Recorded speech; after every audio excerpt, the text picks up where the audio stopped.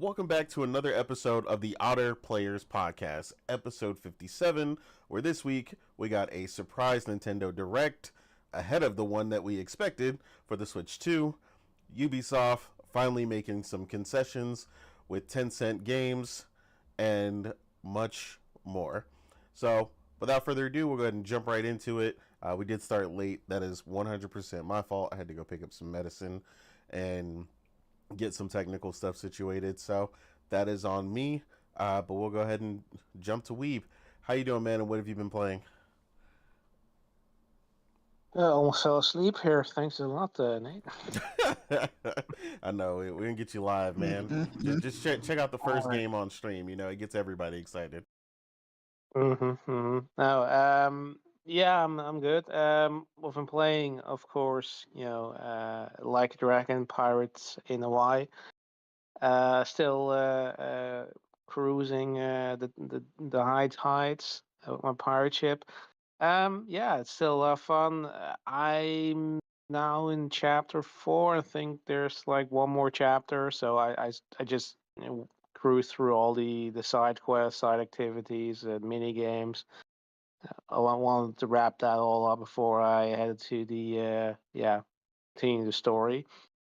Yeah, still a lot of fun. I mean, Majima's always a fan favorite, and yeah, it's fun.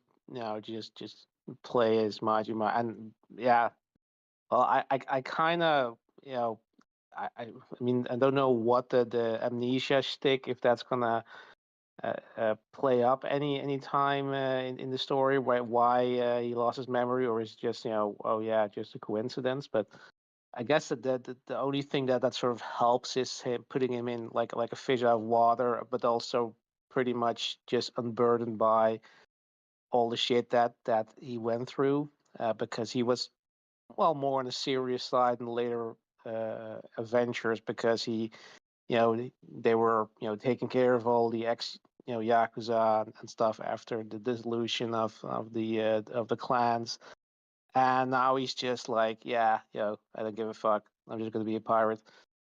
Yeah, it's yeah, still a lot of fun. So I probably will be able to finish that in the coming days, and then hop on to something else, which might indeed be the Assassin's Creed, if it ever arrives, because the motherfuckers fucked up my order again. But yeah, Damn. um, oh yeah, I mean, I'm not in a rush, but yeah, but yeah, yeah, that's it. Cool. Now, I see you staying focused, playing one solid Yep. game. Uh, a lot of people could definitely learn from that. It definitely helps you get through things better. So I get that. I myself Highly never listen. recommended. Yeah, I'm always playing at least No, three. It feels like it. Um, but yeah, no, that's what's up. I definitely want to get around to that game as well myself. It looks really good. Um, oh yeah, but it's lots of fun.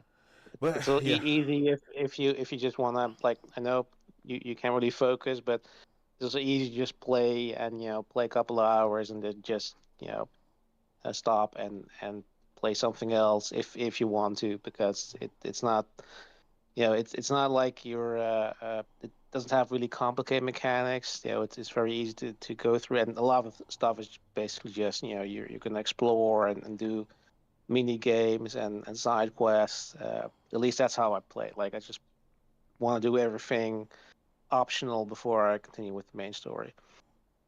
makes sense to me. Um, Yeah. but yeah, I definitely got to finish. I got to finish Infinite Wealth first. So I did start Infinite Wealth, and I have that. So I got to finish Yeah, that I, first. I I would not recommend indeed playing this before Infinite Wealth, because there will be some heavy spoilers. Okay, yeah, I'm gonna definitely do that. For sure. Morgan, how are you, ma'am? And what have you been playing? Even though I definitely know the answer to Um, that. a little pissed off because you started off the video with Witchbrook, which you're a bastard for. Um, yeah, just know that. But I'm good otherwise. Um, been playing Assassin's Creed Shadows. Been having a great time with that. Haven't played these last few days because unfortunately I've been tired. But yeah, I think I'm about, shoot, let me see. I'm like exactly like 50 hours into the game. Still not done with the main story. Just kind of doing some side stuff like looting castles and bases and things like that. Yeah, it's still I'm still having a great time with it. Like I don't really have many complaints. It's a good time. Like I love the characters. The story keeps getting better to me. I really like the way they fleshed out both of the characters. It's I think this is one of the better stories for Assassin's Creed that that I've played in a long time. Because I did not like Valhalla. I couldn't like I played. I think I got like 70 hours in Valhalla or something like that. I can't tell you the story to save my life. To be honest, I didn't care about it. Blame you. Valhalla was, yeah. Yeah. Mirage was straight. Story wasn't the greatest. I think the last time I really cared about the story was like Origins. Um, as far as the bigger Assassin's Creed games go. So this one really surprised me on the story front. I see both of their perspective, like the way both characters like their reasonings for doing the things they do, and I can understand both of their reasonings. So that I think that added to the fact that the gameplay is really intriguing and very fun. Like I'm not getting tired of it. Obviously, I'm going to the castles and kind of doing the same thing. Killing enemies. Killing the little main enemies in the base in order to like get the key to unlock the bigger treasure that's like at the top of the little castles. But it's not getting tiresome. Like it's just fun. Like I'm finding different ways to infiltrate and killing the enemies, and so and that's usually the case with Assassin's Creed games, as far as like most of them for me, except for again Valhalla. But the fact that I'm also getting a pretty good story along with it makes it even better. So yeah, right now for me it's looking like an 8.5.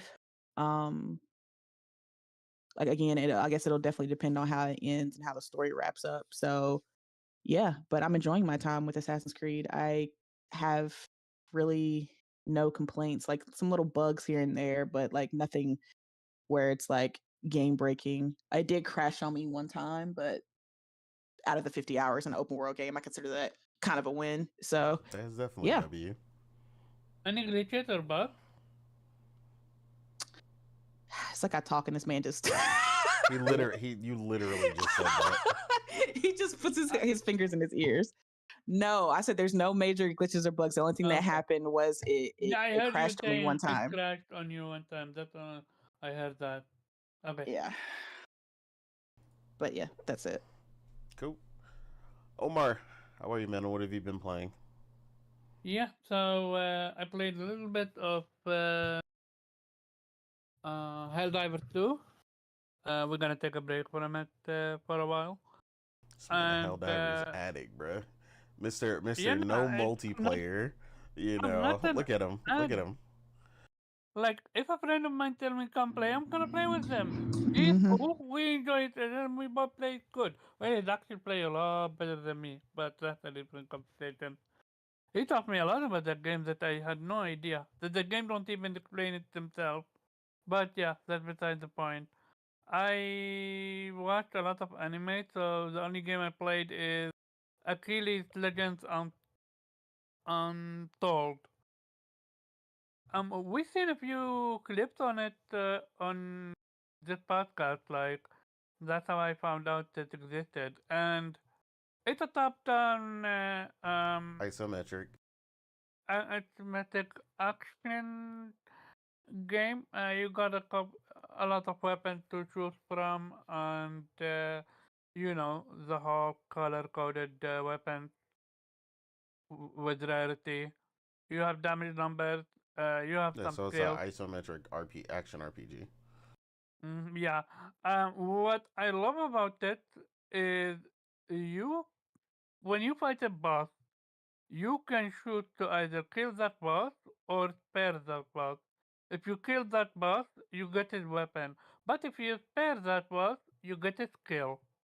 and some skills are broken. Like healing, sign me up. I'm not gonna kill you. I need your healing. But yeah, no, I'm enjoying the game. I'm not sure about how long I've been playing, but I feel like the game is quite long. Cause I finished the entire map and I'm like, I'm done with the game. I literally was thought I'm about to say I finished the game, but like nah, an entire new map opened up for me. So, but yeah, no, it's fun. It's enjoyable. Just if you're gonna play it, know that some what you call it elements are confusing. Light, divine, and dark. What do they do? Hey, y- that's on you to find out. Other than that, the loot is trash. But I mean, loot is always trash in games like this, sadly. But yeah, no. Besides that, a good game. I do recommend it. Yeah, I mean, I remember it reviewed pretty well, and a lot of people were talking about it when it first got announced. And a few people were I saw playing it on my timeline, but after kind of like the initial week or two, I hadn't really seen it. But I know it was supposed to be a Yeah, pretty good game. like you play it, you enjoy it, and you forget about it. That's what it is with this game. Gotcha. So But if you you don't have have time, to yeah, play it. explain it. You don't have to explain the anime. But what anime were you watching? I've been. Oh, what did I? So yeah, I binged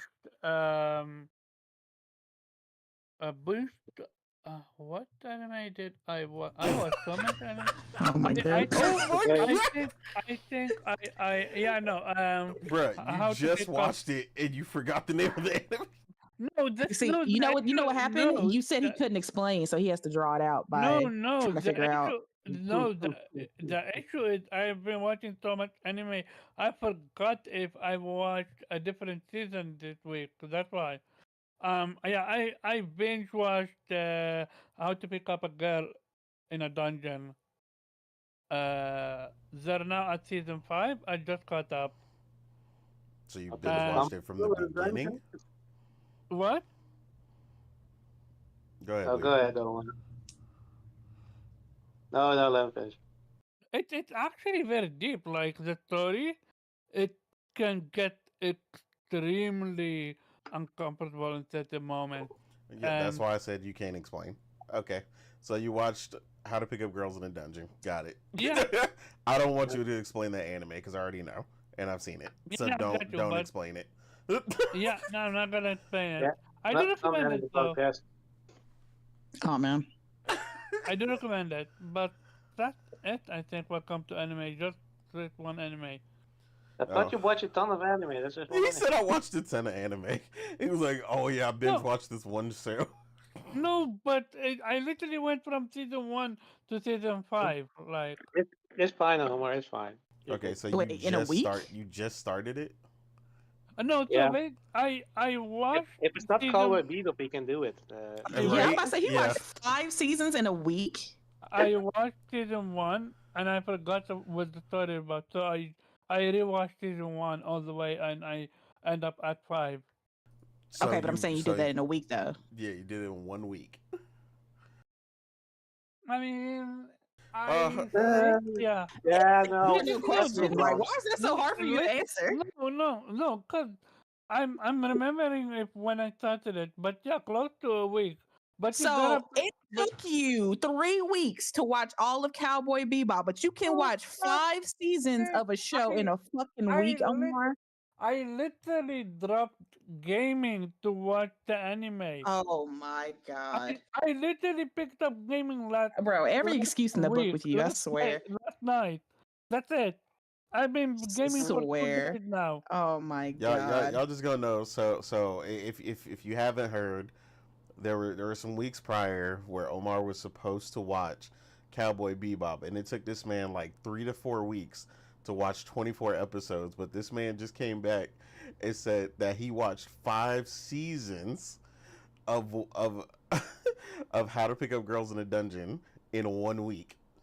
Like Again, so there's different type of watching. You can watch something while you're eating, and you can watch something while you're literally Omar, dropping other I'm gonna be things to real. watch it. I don't think you can watch anime and eat. I'm gonna be real, because you can Oh barely pay man, I attention. always, I Yeah. always do that. What you talking about? Nah. we just saying your attention level kind of low, bro. Yeah, I So think that's why you had to rewatch it, because like I just don't think you're No, comprehending it. no. Nope. I had to watch it because I watched it years ago. The Mm, same way with Blue Exorcist. yeah, yeah. Like all these games, Oh, mm, all that's mm, these games, mm. all these another anime you anime gained I fairly watched interest. years ago, and then I fell off from. Oh yeah. Oh Yeah, yeah. We No, other people can do it, but Omar, I'm saying Omar can't do it. how the fuck do you say, dude? Unless I, he's eating like chicken nuggets or something, like no, finger No, food. not I'm chicken eating nuggets. I'm eating normal food. Like, whoa, what Yeah, are corn you on on pizza, well, about? normal food. that's debatable. Debatable. Yeah. All right. Why is it I'm gonna stop It's giving all you. right. We got plenty of time to pick on Omar Yeah, later. don't worry. I'm gonna Let's stop keep giving going. you the smoke because you're about to get it immediately after this anyway. So Why is it so difficult to believe that I watch anime and play and eat at the same time? Omar, because it's hard for you, because we have witnessed it's very hard for you to do two things at one time. So that's exactly. why we find it hard to Absolutely believe. not. Yes, it is. Absolutely not. I We've can literally witnessed tell you what's happening with the we've story. witnessed You realize this your isn't a attention span, conversation. Omar. Like we've actually witnessed you struggle to do this. That's why we say that. Like, it, I'll explain it later off air. Hmm Okay. Anyway, so as for me, I've been playing obviously Assassin's Creed. It's been all over my timeline, whether you follow me on Blue Sky or Twitter, wherever. I've been playing it nonstop. Pretty much all I could do right now. First impressions, yeah, I'm about where Morgan is, 8.5 to a 9. The game is really good. Graphically, it's, I mean, they just knocked it out of the park. Shout out to the Ubisoft team.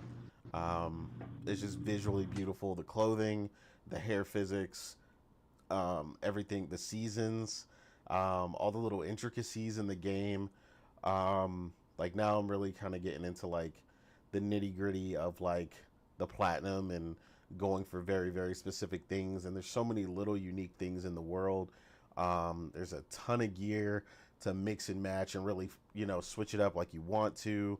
Like I'm doing builds in the game still after, 50 plus hours that I haven't even done yet. So there's still like tons of ways to kind of min-max your character or do different types of poisons and dizziness and bleed type builds, and there's just honestly it's daunting in a good way. Like you can really go with whatever play style you want. I definitely will say I underestimated the bow from Yasuke in the beginning. Like I wasn't really using it as much. And then I started using it. It is ridiculously strong. So you could definitely destroy some people at range before they even touch you. But yeah, like I said, overall, like the combat and everything is getting really good. Getting into the fine-tunement of that as well, where you're unlocking the very, very last part of each thing, which is locked behind certain quest completions or getting further in the story. The in-game stuff, like I did explain to some people, like some of the microtransaction stuff that's in the game. Again, you can get all that stuff over time if you want for free via the, like I think they're called hex credits. So they're in the game. You can earn them. I haven't bought anything with mine. I think I've got like over 2,000 now, just from doing the in-game missions. Again, this is something I wanted to clarify because, again, this was something that Mighty Keith mentioned and he got completely wrong. Because he was like, oh man, like, why did they have this? Why wasn't it just something in-game? And it's like, it's literally in the game. Like, so again, people ready to like jump crazy on Ubisoft over stuff without fully understanding how the system works. So like I said, weekly You get a rotation in some of the weapons and some other things that are in there, and then there's also a daily rotation, so you can check back daily to see if there's something in the shop that you want to buy. Again, like I said, that's Give me completely one of free. those little white foxes to The put little into pets. Yeah. a little pet to put into the base. I almost bought the little I black have like puppy a the other whole day. I got a whole zoo at my base. I got baby foxes, baby deer, baby pig, got kitties, cats, dogs, puppies, like I got everything over there. Yeah, I just now started putting animals, but yeah, I started putting them and then considering, but I want like you said, I want some of the special animals, the ones that you can purchase using Yeah. again the in-game credit stuff. You can purchase it for real money if you want to. I mean, that's up to you, but again, like I said, you can get a ton of credits just in game by playing the game, and purchase some of the pets that way. Some of them do special stuff. Like there's one where it's a little white wolf. Wherever he goes, it's like snowing on him and stuff. Again, just fun cosmetic stuff for building your base, and things of that nature. Like I said, that bunch is a lot of fun. I secured all the allies so far as well. That's another fun aspect that I missed in some of the earlier Assassin's Creed games where we did have like the Brotherhood, and you could actually call in people and Hmm. get them to assassinate people You know, or smoke bombs or whatever. So there's a bunch of aspects to the combat and so many different ways you can approach it. I guess my one major gripe right now is that there's a lot of stuff in the game hinging on day and night, and they thought it would be a good idea not to have the ability to control the cycle for day and night, um, which is kind of annoying. I, Maybe me that's and me gonna and open Morgan up. both noticed this, but it seems like day. So both day and night are supposed to last 24 hours or 24 minutes. 24 minutes, but I swear it'll turn night, and it only is ever really night for what feels like maybe 8 to 10 minutes, and then it's daytime again. Like it feels like it's always daytime, which is kind of ironic for something like an Assassin's yeah. Creed game where night and infiltration would be, I ideal. just wish they would just label, like you could look in the menu and you could just tell what time it is. Like if you could tell it was nighttime, like they have like a little symbol, like a moon or something for Yeah, nighttime, and then like a that's sun for another daytime. thing that I need is the time of day, because there's something in particular that I was working on, and it appears in the day, but it doesn't appear in the morning. So it's like, like I have to guess, and be like, oh, okay, the sun's coming up. Okay, when is it no longer morning, and when can I go try to look for this thing? So like little stuff like Yeah, that. that's crazy that you have a night and day cycle and can't work way around it like now. Yeah, so Especially if we there are definitely need to quest get that. lines or stuff that you need. Like now, that would be what you call it? That would become boring real quick. Yeah, I mean, you don't Yeah, I have. mean, There's not a ton of stuff for that.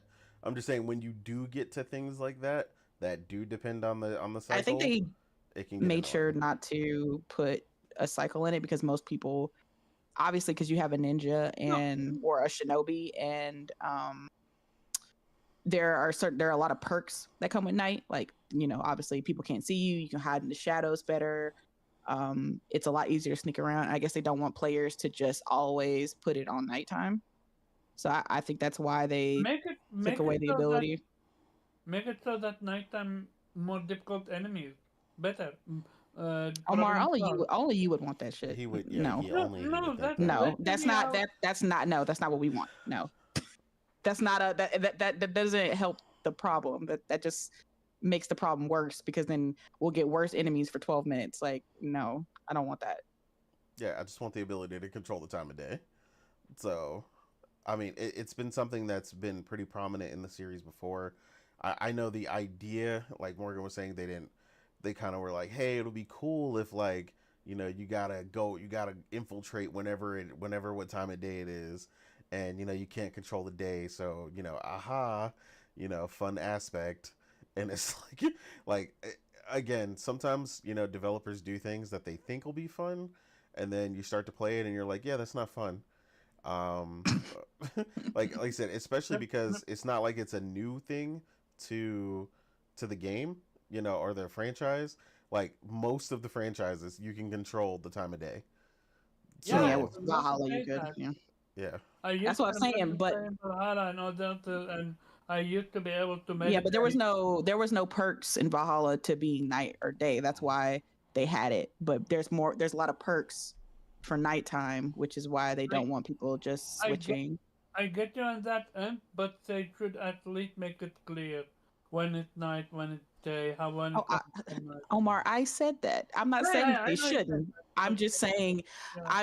I'm giving the reason why they didn't. Now, I clarified and said I would like for them to label when it is night and when it is day, but I don't have a problem with them not we're not giving us the ability to switch. Like that's not a big issue for me. Just label when it's nighttime and when it's day because the lighting can get weird sometimes and it's hard to tell yeah, it looks when it's extremely officially bright. nighttime. Yeah, it looks extremely Yeah. I'm curious bright, if but they it's can either technically patch it. nighttime. I'm curious if they're gonna patch it out or just add what you call it, the realistic weight. Yeah, I mean, we'll see. But I mean, at least like I said, the timing needs a way to be able to tell the time of day. That would be at least helpful. But yeah, like I said, I mean, besides that, everything else has been really enjoyable. I've just been having a ball with the game. Like I said, I'm trying to stay out of photo mode so I can actually, get it done. Um, but yeah, it's hard when you're playing this game. You'll understand. A couple people I know in the Yeah. audience here are playing it as well. I know the Crow I've is got a here lot and of he's playing. captures for this game. Yeah, yeah, and I've seen some incredible ones. Like not just what I've taken, but I've seen like some really insane ones of people just getting like really close ups of like Naue drawing the sword and certain things like that, and a bunch of different outfits where they contrast with the cherry blossom. There's like really unique locations in the game. There's like a unique cherry blossom forest. Um, Again, they're in a couple places throughout the game, but like there's a really unique area. Like I mean, they just did a phenomenal job on the whole layout of the land and everything, and how everything just feels really unique wherever you go. Like when you're in different provinces and stuff, like you really feel that. Um, but yeah, like I said, combat's been really fun for both of them. I don't really sneak at all with Yasuke. I mean, he can, but I don't really do it. Like if I'm playing Yasuke, it's because I'm busting through the front door and I'm just killing everybody. That's the only way I play him. Um, so 90% of my time is definitely on Naue because I like to just stealth, get in, kill everybody, and no one knows I was there. So yeah, for anybody that was like wondering about that, the time frame, between the two, you rarely are forced to play either or outside of their story bits. Um, which is like I said, most of the time it's not. The Sly Crow asked, "How do you progress the story and switch to Yasuke?" In the game, you can switch to either character. It's very easy. You can switch it on the fly. Like you can switch it in the pause menu, or even they added a nice addition in the game that I think is really cool. When you fast travel, you can switch in the fast travel. So let's say I'm Naue and I'm going somewhere, but I need to play as Yasuke.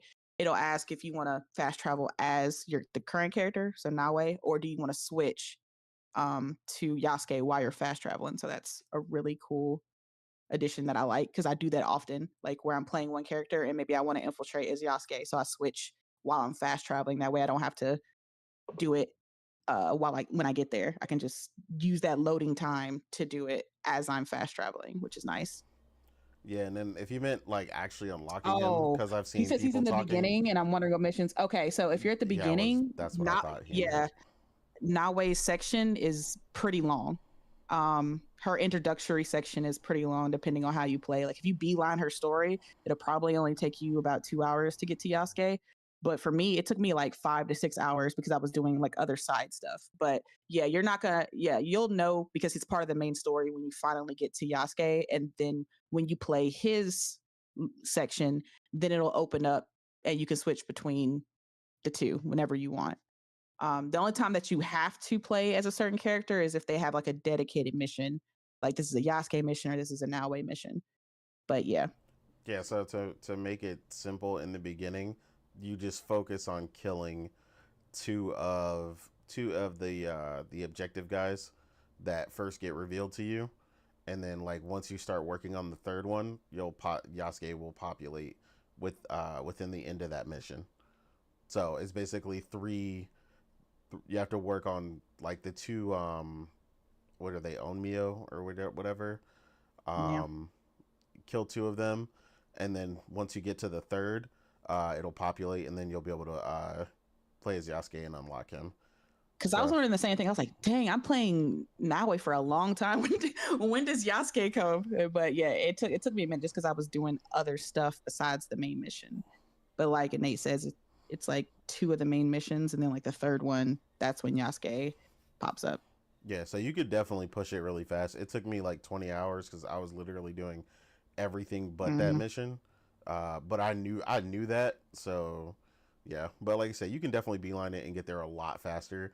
But that's the reason it's taken most. You'll see online a lot of people saying it took them, 15 hours or 10 hours, for to get to Yasuke, and it's because it just depends on how you play the game. But yeah, like I said, overall the impressions are really great. I'm really enjoying it. Definitely one of my favorite Assassin's Creeds in a while. I'm interested to see how they support it DLC wise and stuff going forward. I'm working on, like I said, a lot of cleanup right now, getting some of the final gear. Getting some of the really nitpicky trophies where they're like, do this and hit somebody like this, and like some of the funny trophies. There's a trophy to shoot an enemy in the knee or something. Like I was just like, oh, okay. Yeah, that's a Skyrim reference. Yeah, arrow in the knee thing. Yeah, I used to be an adventurer, but now I have. Yeah, I got an arrow in my knee or something. Literally called Adventurer. So yeah, they definitely did that one on purpose. Everybody loves the arrow to the knee joke. But yeah, like I said, it's been a lot of fun, man. I'm enjoying it. Agreed. Oh man, Hero chose to play canon mode. Hey, you brave, bro. I couldn't do it. Oh man. I'm good on that. I couldn't do it, but you know why? To be specific, I couldn't play the canon mode because when you play the canon mode, you can't. It makes you miss one of the allies, and I was like, I wasn't sure if you needed all the allies for a trophy. So I think you'll still be all right though, because it seems like the trophies for the allies are about meeting them, not necessarily getting them to recruit and join you. So not that I don't think you're a trophy hunter like that anyway, but I'm just saying that was one of the main reasons I didn't choose that. Plus you can't do any of the romance options if you choose the canon mode as well. So there's that. So that's a big reason why I did that. Oh, Fresh is also playing canon mode. Okay, so I got everybody romancing everybody, bro. My character's a bunch of cheaters. I love it. She said everybody can get it. Spread the love, okay? She's I'm a Ronin out here for real. Mm-hmm. But yeah, we'll jump into the first topic here. Obviously the big thing happened this week. We had the Nintendo Direct. Kind of surprised everybody. They announced a Nintendo Direct before the Nintendo Direct everyone is really waiting for. So we knew this one wasn't going to be like Switch 2 related. Damn. We had quite a few announcements that showed up at this one that I definitely didn't see coming. In particular, I know there was a Metroid there, so I know we was probably pretty excited about that one. I've seen a lot of people going pretty crazy. Coming? I mean, I didn't, but not the Metroid. I'm talking about something else. Right. But yeah, a ton of people were saying Metroid remaster of something would show up, but I honestly couldn't tell you what any of the Metroids are called other than just calling them Metroid. So people saying, such and such Volume 4, Episode 3, like I see you're not a man of culture, Nate. I not when it comes to Metroid. You can give me all the smoke on that one. So yeah, like to me, their naming schemes are like Street Fighter, Street Fighter 2 Alpha EX Plus Volume 3, and I'm just like, I don't know. But yeah, a lot of people still enjoyed it. Some people thought it was subpar. Again, for me, I mean, it's real short for me. It wasn't really nothing crazy. Nothing really um, surprised me. Probably my favorite thing that we did see there was the Witchbrook game, because that looked really good. Apparently, that's been in the works Let's not for a talk about that. while, and it looked Too really good. soon. Too soon. It's too Yeah, soon. yeah. Morgan's ready to hurt somebody because it's currently not announced for PlayStation. Uh, but I honestly think the team is going to fix that based on their responses. Talking to them I on will Twitter. respect. I need people to respect my space at this time while I'm mourning. Okay. Yeah, the game did look really good. It's the type of game where I was like, oh man, Morgan's going to really like that. And then I saw it I wasn't got really announced for excited. I was like, PlayStation. oh look, some broom flying. Oh look, we're in a school. Oh look, it can be co-op. And then it was just like, yeah, it's on everything but PlayStation. I was like, the betrayal. Hurt my feelings. It's fine. Yeah, I know. I mean, it was the highlight of the show for me, so I get it. Um, yeah, I didn't, like I said, it wasn't anything crazy for me. Um, we're definitely going to talk about the other thing about it that everybody, some people are freaking out over, which is some of the PlayStation's old or pretty much dead IPs showing up, being published under Bandai Namco or in tandem with Bandai Namco, which is the Patapon game and Everybody's Golf, which used to be formerly known as Hot Shots Golf. So we'll definitely get into that. I'm gonna have Omar go last because that's a big proclivity for him. But Weeb, what did you like? What did you see that interested you? I, And what did you think of the I direct? love how you call it a proclivity because we all know Omar gets off on this shit.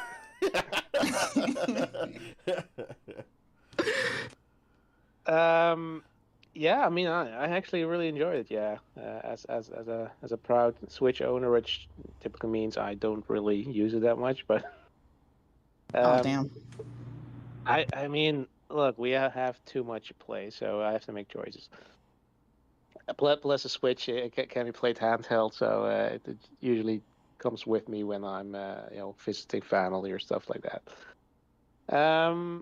Yeah. Jumping off of Metroid,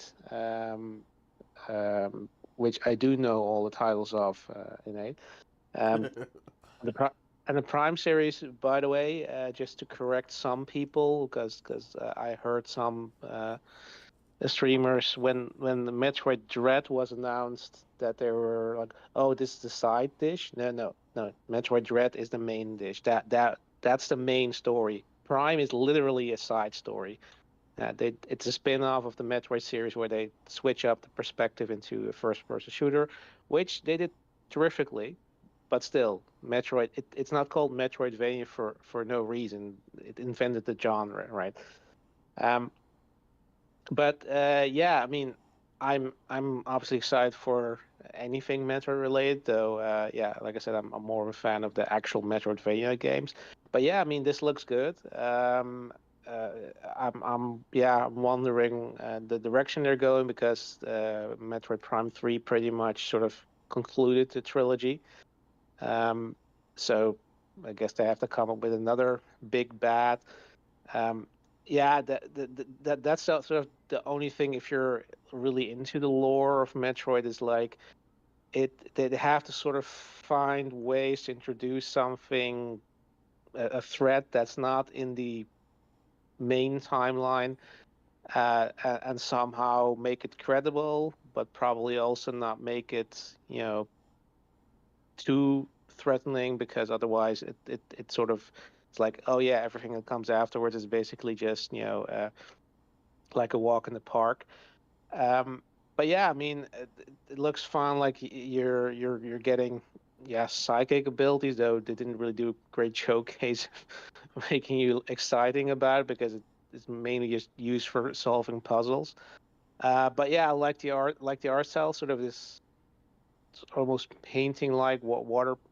I don't know, something um, that yeah, it looks pretty good. So yeah, I mean, I'm definitely hopping on Metroid Prime 4 as I'm obligated to do for my contract with Nintendo.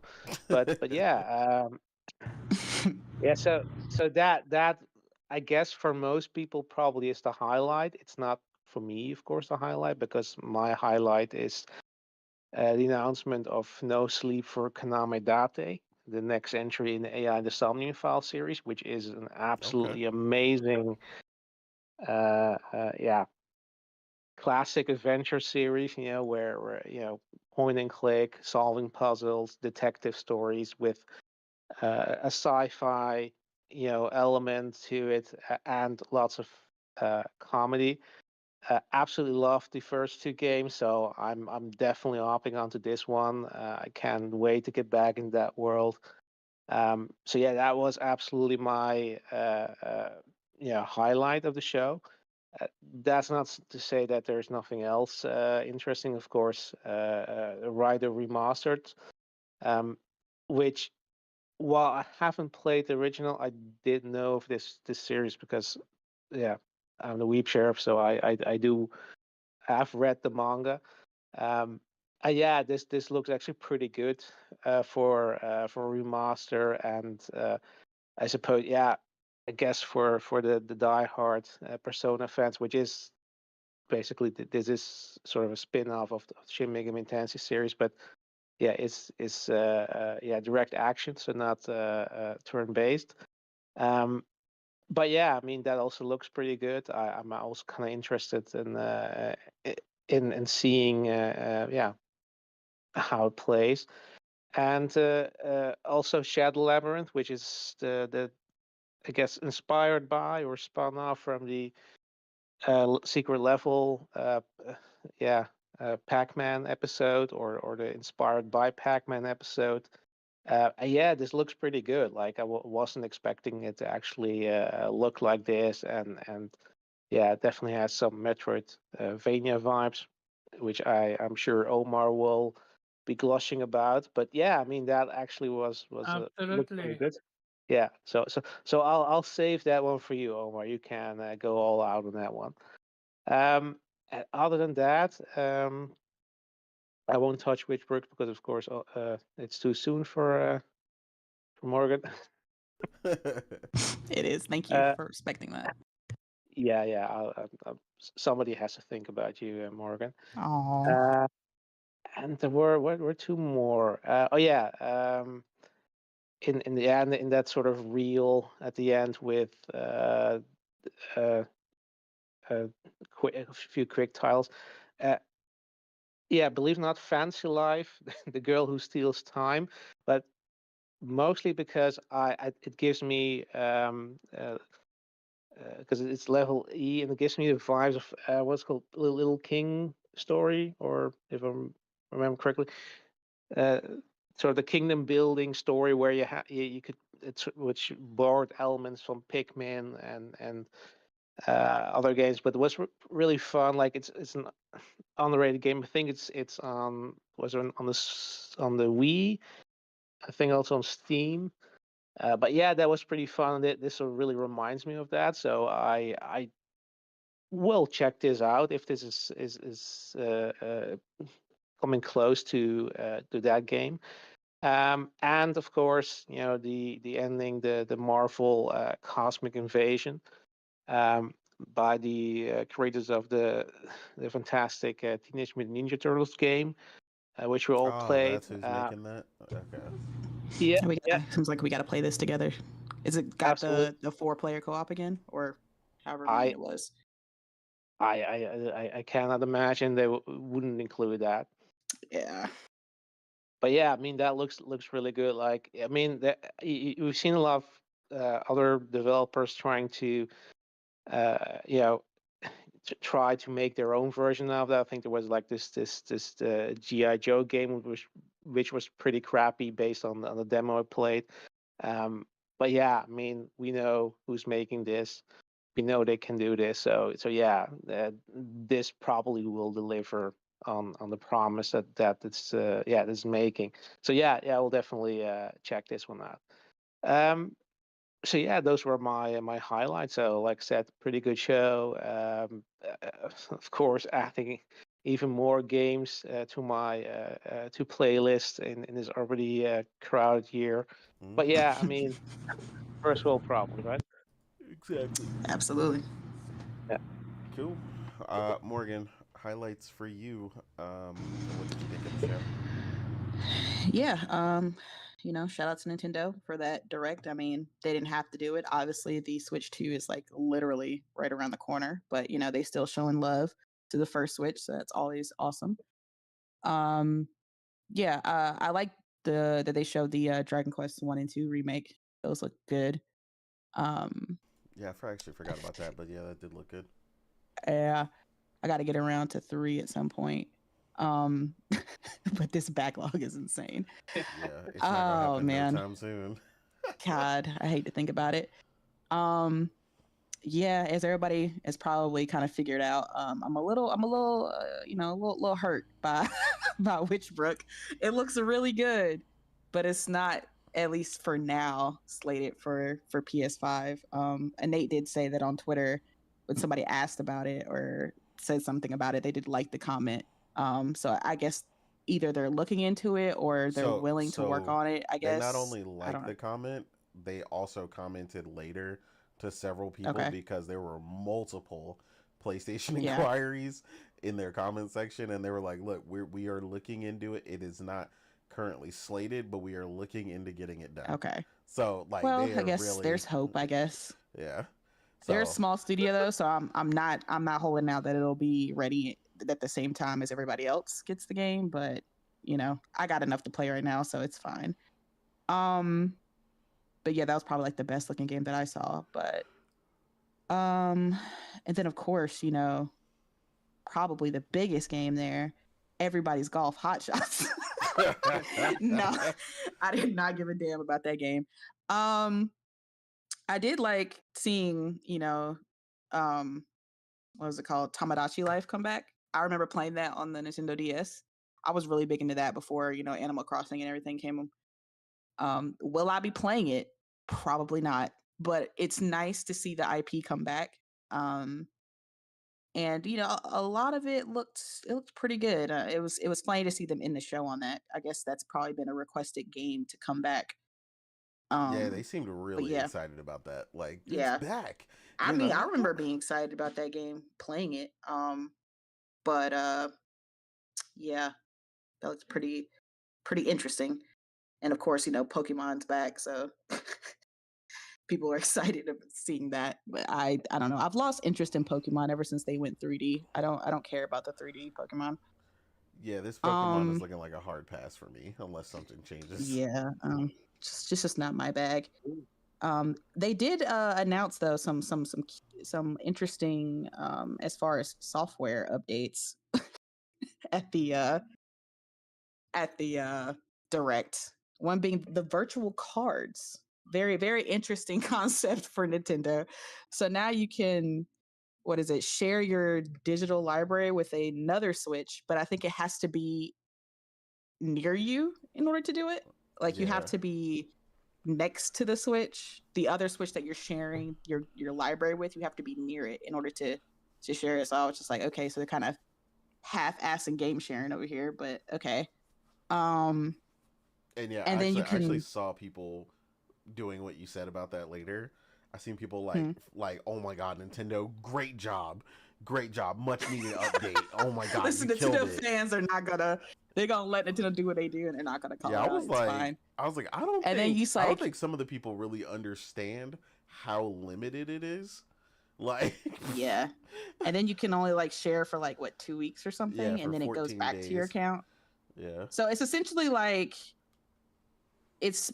just like loaning out your physical game. Like there's a time limit on it. You only have one copy, and apparently you can't play it while you let somebody else play it. So it's not even like Damn. really game sharing. So it's like it's essentially just like letting someone borrow your game. There's only one copy, so somebody else can borrow it while you're not playing it. Yeah. I'll take It it, I guess. it feels like a glorified demo, if that makes sense. Like 2 weeks and You give it I back. mean, I wouldn't call it a demo, Yeah, but If because you I mean, beat it- it's you just can beat you can glorified. beat the game. It's just If weird you the way they beat the did it. game, yeah. It's just basically the same as just letting someone borrow your physical game. Like, I mean, it would be easier to just let somebody borrow your physical game than to do this virtual game card thing that they got going on. But Honestly, it just felt like a cry for help because everybody. I know Nintendo has heard it because everybody jokes about why they always buy Nintendo games physical because no one trusts them digitally and their digital rights management is terrible. So, like, I think this was just like, here, look, we're doing something about it.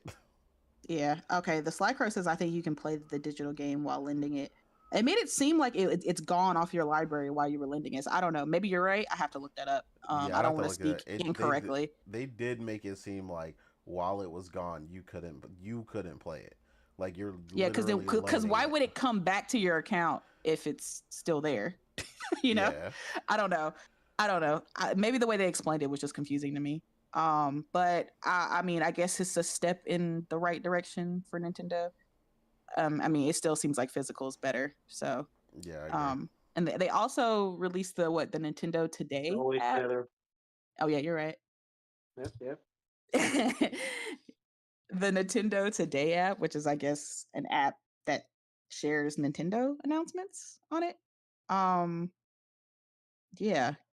Yeah, it's just I guess it's an app to give you Nintendo information as it comes. It's like I got a calendar on it. I guess it shares like when games are dropping and things like that. I mean, that's cool. That's cool, I I feel guess. like somebody needed a job that was somebody's nephew or something, and they were just like, "Look, you can update this."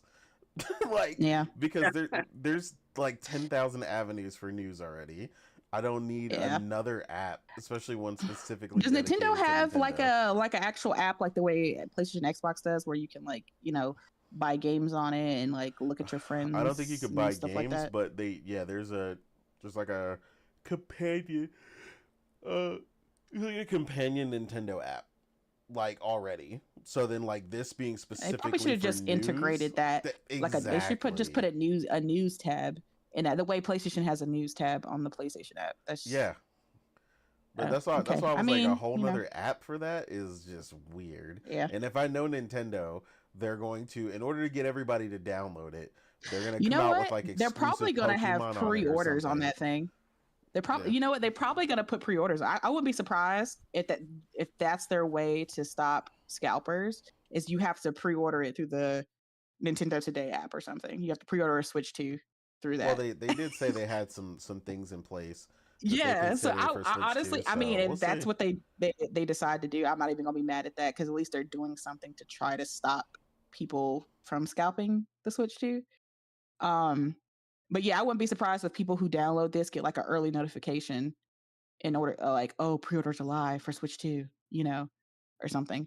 I mean, the best way they could Um, definitely probably do it is limit it to like you'd actually have to have like a Switch because you account. have to, yeah, because the Yeah, Nintendo app, you have in order to use the Nintendo Today app, you have to have a Nintendo account.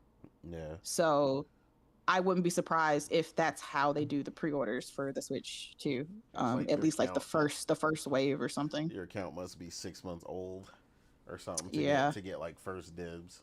I'm not even gonna be mad at that because I'm gonna be like, you know what, do what you got to do, Nintendo. Fuck the scalpers. Um, but yeah, as far as like the rating for the show, I mean, I thought it was good. Straight, I'll give it a 7. Yeah, I don't own a Switch, so it's not um the Switch only games, don't really pertain to me. I am interested in getting a Switch too, though.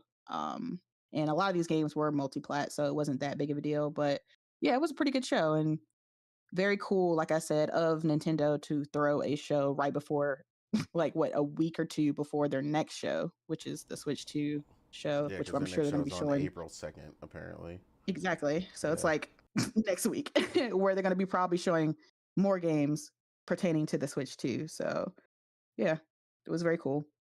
it'll be interesting. All right, Omar, I know you foaming at the mouth over here because you're just so excited about the Switch announcements.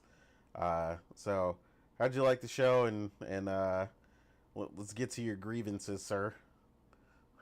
it was a good show. Like they showed a few things I'm interested in. They showed a few surprises, but besides that, they ended so terrible. Like with that one game. But yeah, no. Um, I'm with the same story with Morgan. I don't have a Switch, but I'm excited for Switch 2. That's a day one for me. Me and Weeb, we are actually Weeb. He tried a game called The Eternal Life of Goldman. That game I'm excited about. It's a platformer where you only get, I think, 3 life.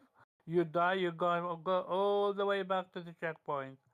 So that one I'm excited about. Other than that, the Pac-Man game, like Shadow Labyrinth, it's such a unique concept that you turn literally something called Pac-Man and turn it Metroidvania. Like, I wanna play that. I wanna see if that gonna work or not. It got boss fight, it Honestly, got still. the thing that kind Yeah, of sucks is that I don't think you watched Secret Level, and that was kind of no. like a I'm gonna thing watch it to before what they did playing with it. Secret Level. Okay. But like a lot of people wouldn't like you wouldn't catch that if you didn't watch Secret Level because the Secret Level part for Pac-Man was dark. Like like Okay, like the Pac-Man thing is evil. spoil, would it spoil something for the story for No, Shadow of the... No. no. Okay. Yeah, I'm just saying it seems related because I got you. Pac-Man has never been like that, but it was like that in the Secret Level, and then it was like Yeah, Okay. it was related. It was their advertisement for the game. yeah. Yeah, So but I think it's more like a sort of inspired by, like, it's not like Yeah, it is spoiling anything. yeah, it's not I kind spoiling of wish it was anything. like that though, like a third person Pac Man. That Yeah. kind of story would have been gritty and cool. But yeah, I'm excited to see how they're gonna pull that up, cause it's an interesting concept. Not gonna lie. Besides that, there is Raidu. I I actually forgot if I ever played this game. I did play Shin Megami Tensei and I played Persona, so another sequel season of franchise coming up. That's day one. Other than that, um, there is Star Overdrive. Switch is getting a demo, PlayStation isn't, and most importantly, PC isn't. That's crazy. But apparently it's inspired by Zelda. So yeah. I mean, but But we already know it's gonna look way better on PlayStation anyway. So I'm just curious how the gameplay is gonna be. Or what it is. Because it looks ambitious enough. yeah, So it looks yeah. interesting. Uh, Other than that, I never played Papaton. So 1 and 2 I'm gonna try and see how it is. never played it. So you never Interesting. played Patapon, huh? Okay, No, Hmm. okay. Hmm. Okay, moving on. Go ahead. why you acting like I ever said I did? We didn't say Oh, you're that. not getting it. It's fine. We just said that was interesting. Go ahead, continue. Now I'm pretty sure you guys talking about Oh. 3D Japan, but yeah, no. Besides that, I never touched everybody golf because I'm not a golf Hmm. person. Okay. Interesting. How is it interesting? I'm not Oh, a keep golf going. person. Keep going, Omar. Keep going. The same way I never played Gran Turismo game ever. Hmm. I Okay. played one, I think, but that's about it on Hmm. PlayStation One. Interesting. All right. But that's because my family gave it to me. I never got that game myself. But that's the thing. I know what I like and I play what I like. That's simple. But besides that, yeah, no. There is the one that Witchbrook. Uh, interesting, but it feels like just a cozy game. Doesn't seem to have a combat. I was interested to see if it can have some combat in it, but it seems just almost like uh, a sim, but as a mage, in a mage, as a mage. So I might give it a try. I don't know.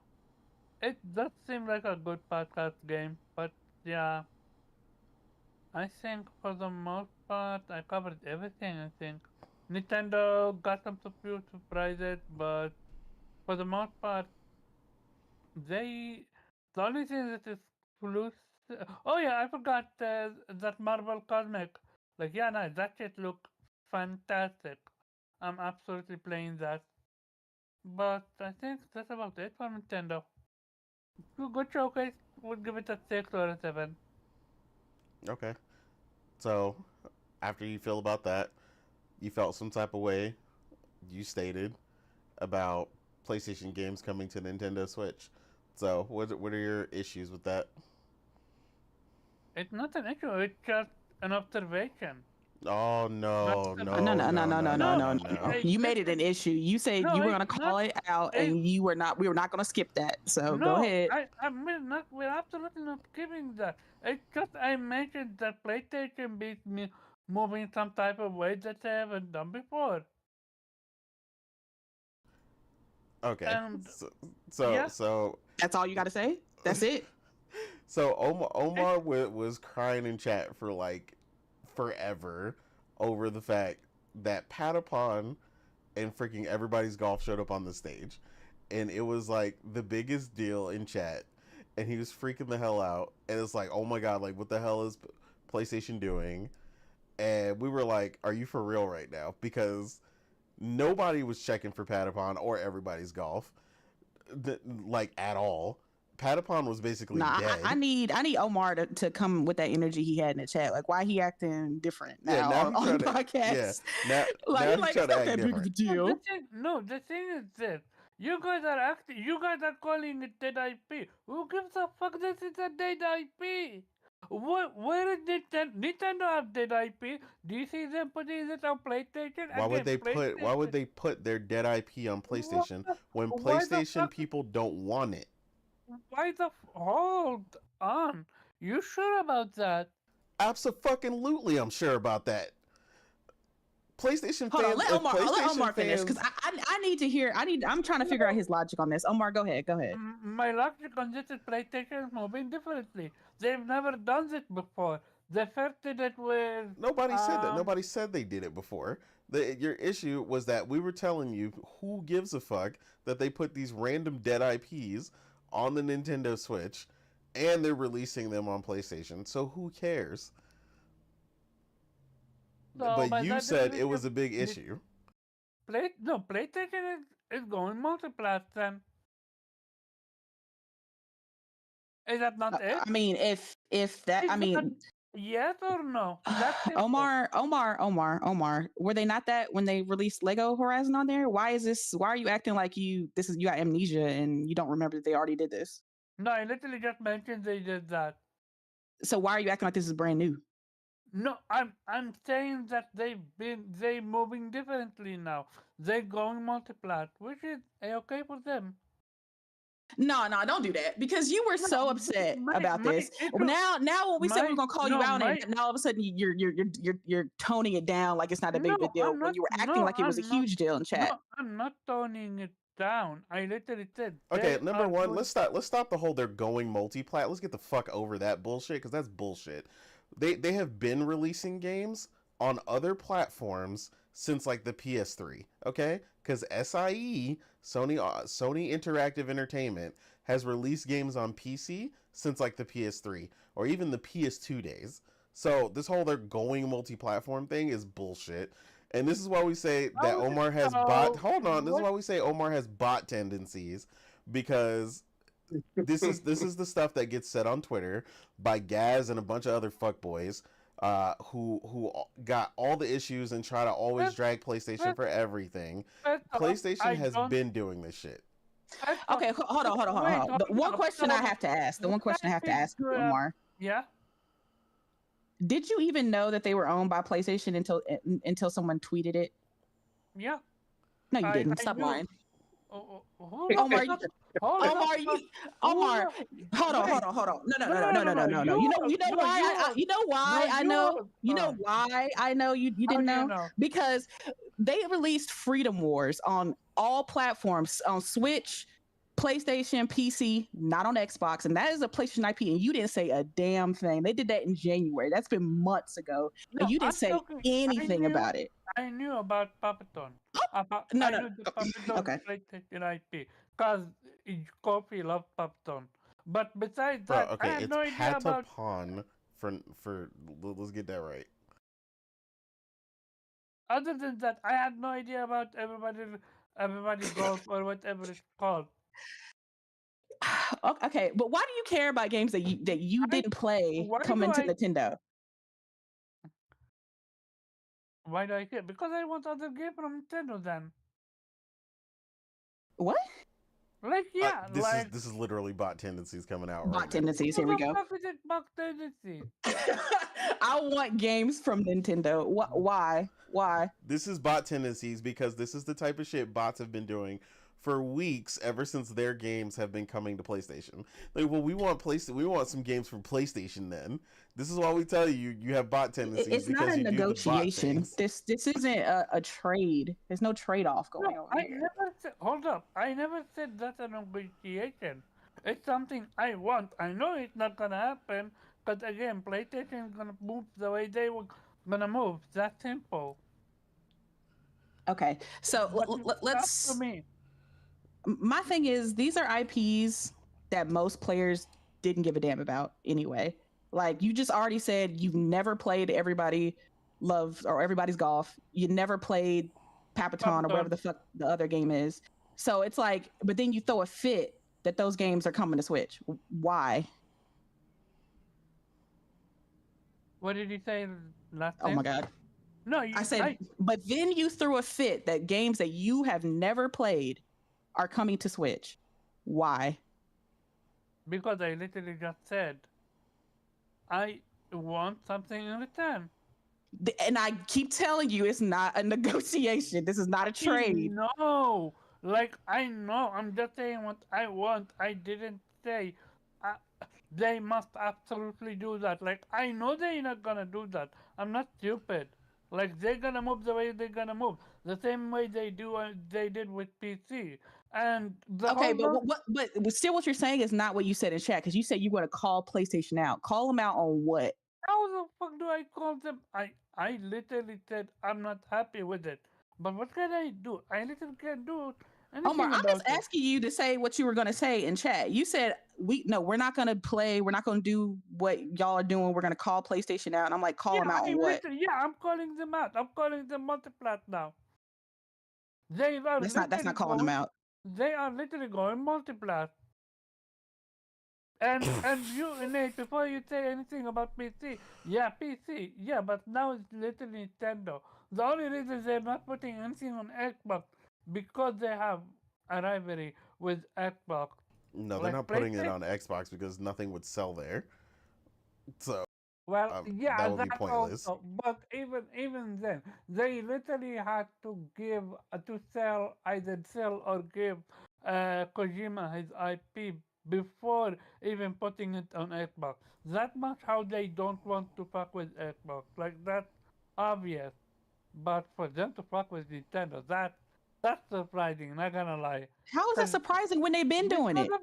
because of their history. What you talking But about? so Omar, they've why done it with 2 previous games. That's what I'm saying. You're Yeah, acting like no, this is but something that is completely I, different. They've I, been doing this. And the I thing is, literally, they announced that they were going to do this. They said they were going to have a continued partnership with Nintendo for games that they felt would service on Nintendo. They have said that last year. And now you're acting like this is some brand new shit or you have never heard of this or oh my god, why are they doing this? They blatantly said they were going to do it. And I don't understand. It's the same way Xbox dudes act surprised every time a PlayStation games come on PC, like it's some brand new strategy that PlayStation is doing. Like, oh my God, they're doing it. Oh my God, Last of Us 2 is coming. It's like, you okay, didn't see no, the last 5 games that came on no, there? Like, real talk. I don't recall that. Of course you don't, because you don't pay attention, Omar. That's what we're talking about. They already said that they were doing this. Remember the 3-pronged strategy? They said they were going to have live service games that were going to go on PlayStation and PC. They were going to have their strategy of keeping their single player games on PlayStation, and then later on down the line, those were going to go to PC. Then they were going to have the third one, which was the experimental games that they were going to see whether they fit on Nintendo or not. That they said that I already. didn't see that one. But Of course. Of course you I didn't. literally didn't. But okay, if they did, I believe you they did. So they announced it. Yes, and then that's what I'm saying. And then Freedom Wars is a PlayStation IP that they remastered and came to Switch in January. And I didn't hear you say anything about that. Again, I had no idea about it existing. Wait, what? That's what I'm talking about.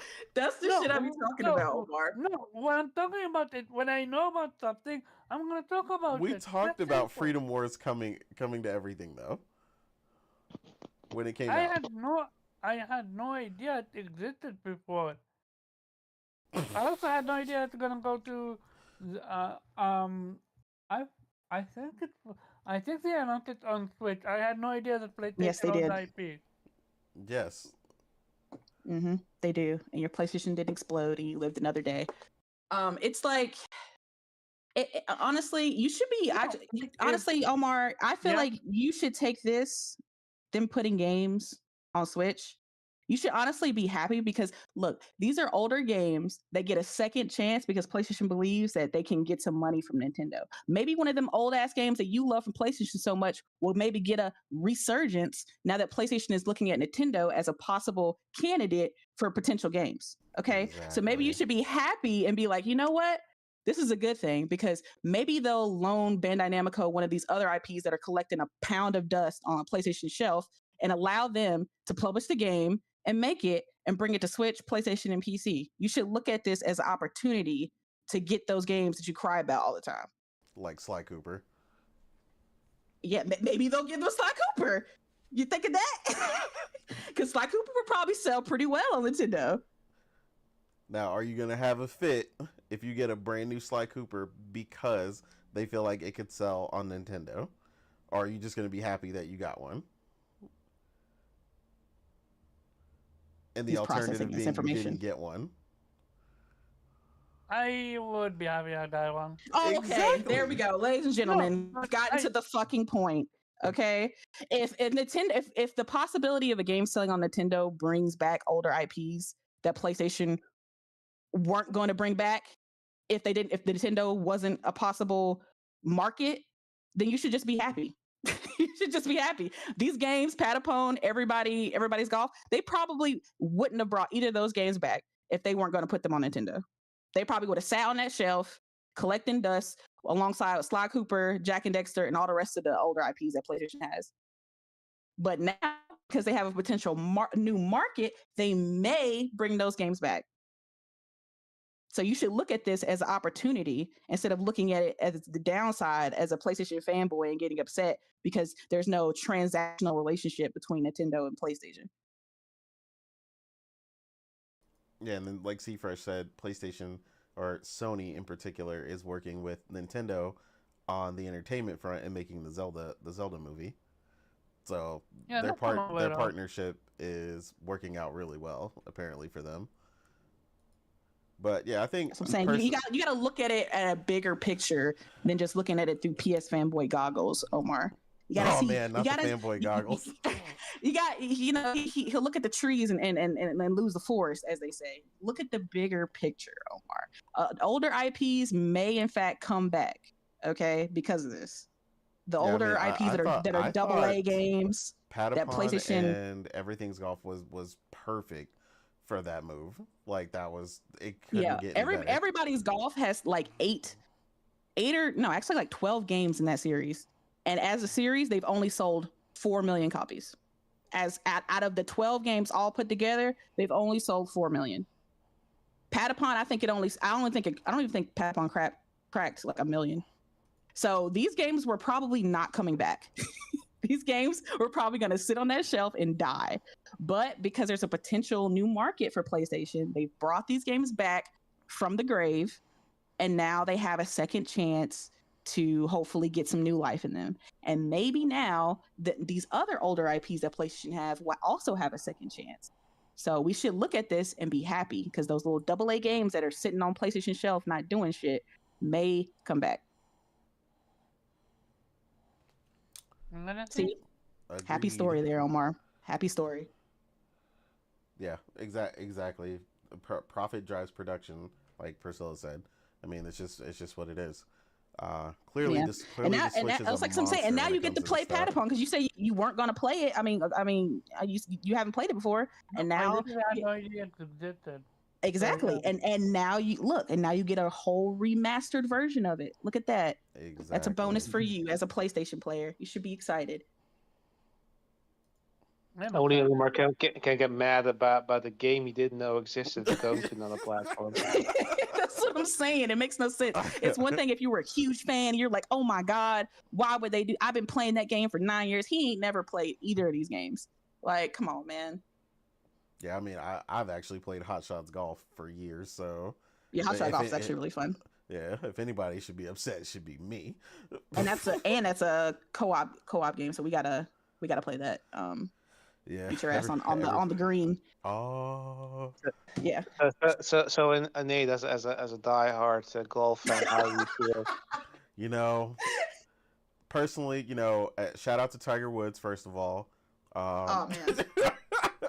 You know, the sport wouldn't be where it is today without the homie. You know, he's done so much for the sport, and inspired me to play everybody's golf for so many years. But no, I mean, I think that it's going to get a lot more exposure. Hopefully it does I think really it'll thrive over there. Yeah, I think because the third really one, well. or it was either the second or the third one that was like voted like the best golf simulator. I mean, it was a while ago, but I mean, it was pretty, for the people who played it, it was pretty popular and loved. So I think it'll thrive over there. It's got competition with that Mario Golf, but but I think it'll thrive on Switch. Hopefully PlayStation, will bring some other AA IPs that they weren't gonna do nothing with anyway. So Agreed. bring it over to Switch. Let them play it. I think they'll find a new audience. Yeah. But yeah, I mean, that's it for Nintendo. Again, looking strong. Looking forward to next week, so we can finally see the Switch 2 in its full glory and what it's really capable of. So that'll be interesting. Yeah, like it feels like it's been forever. It feels like they've been holding that thing so close to the chest. So everybody can finally see what the Switch 2 is actually going to be capable of and stop guessing. This whole it's going to turn to a transformer. Like at this point, right? Like the whole, it could be used as a mouse and all this other stuff. Like I really want to see, this thing on full display. We saw that, right? I mean, they showed it sliding around on 3D, like not for real. Like I want to see this in practice. Like I want to see them actually use it and see it actually work. So it'll be interesting. They usually, on a side note, like Nintendo usually really considers why they made something.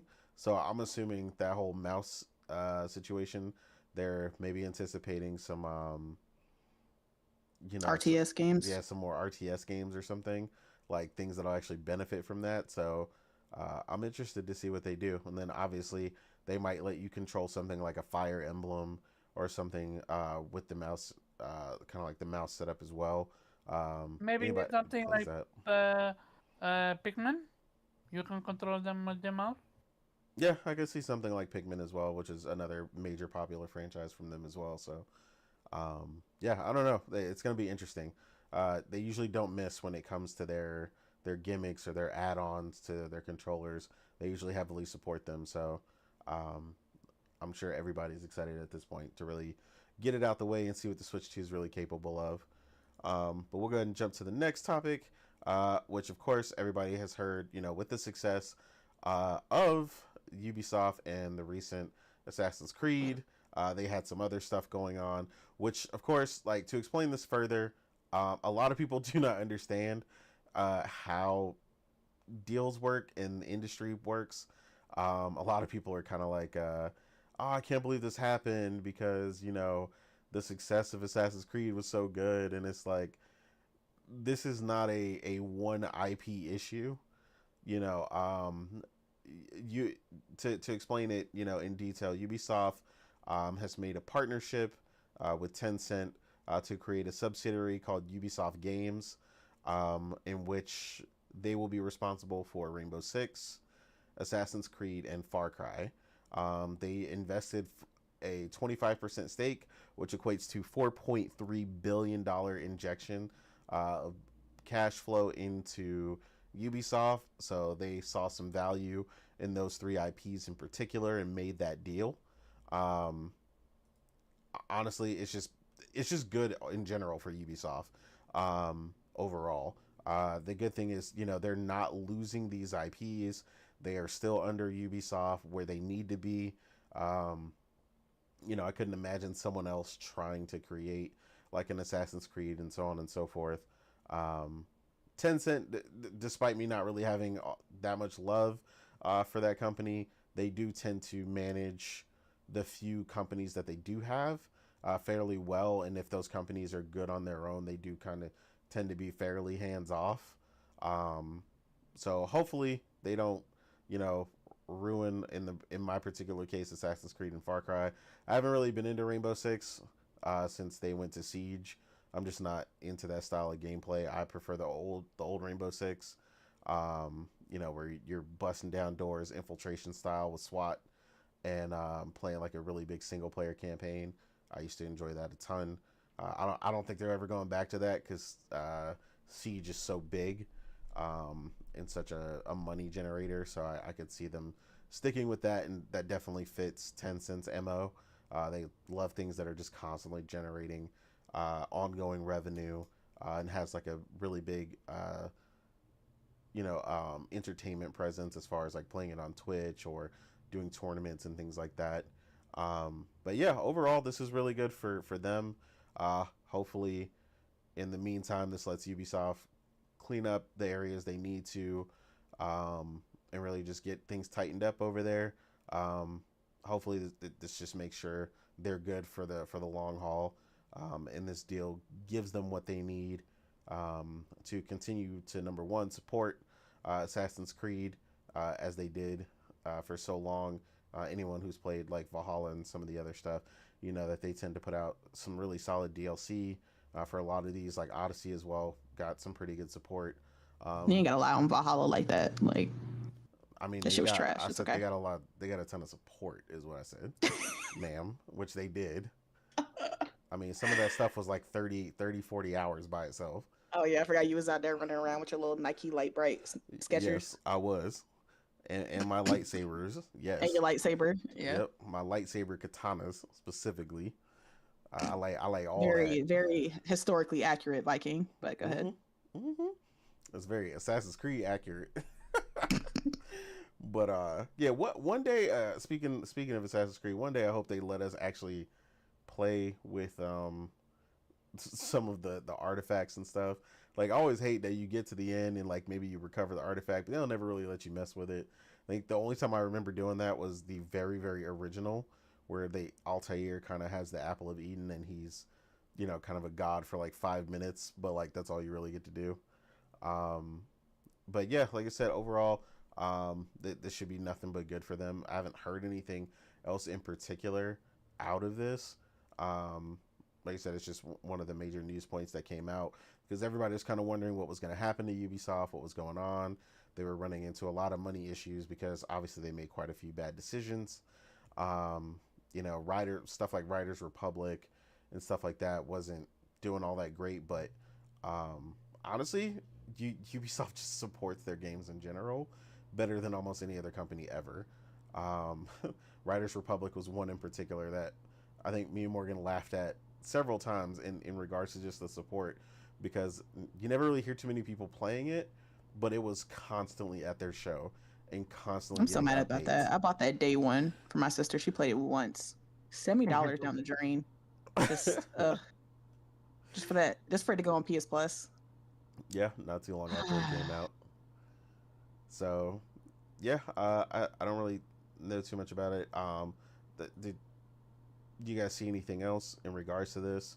Uh, they would Mm, actually cover. no, I mean, I'm not a business savant, but it kind of just seems like Ubisoft is putting their best IPs in the tuck just in case something happens. Like Yeah, essentially.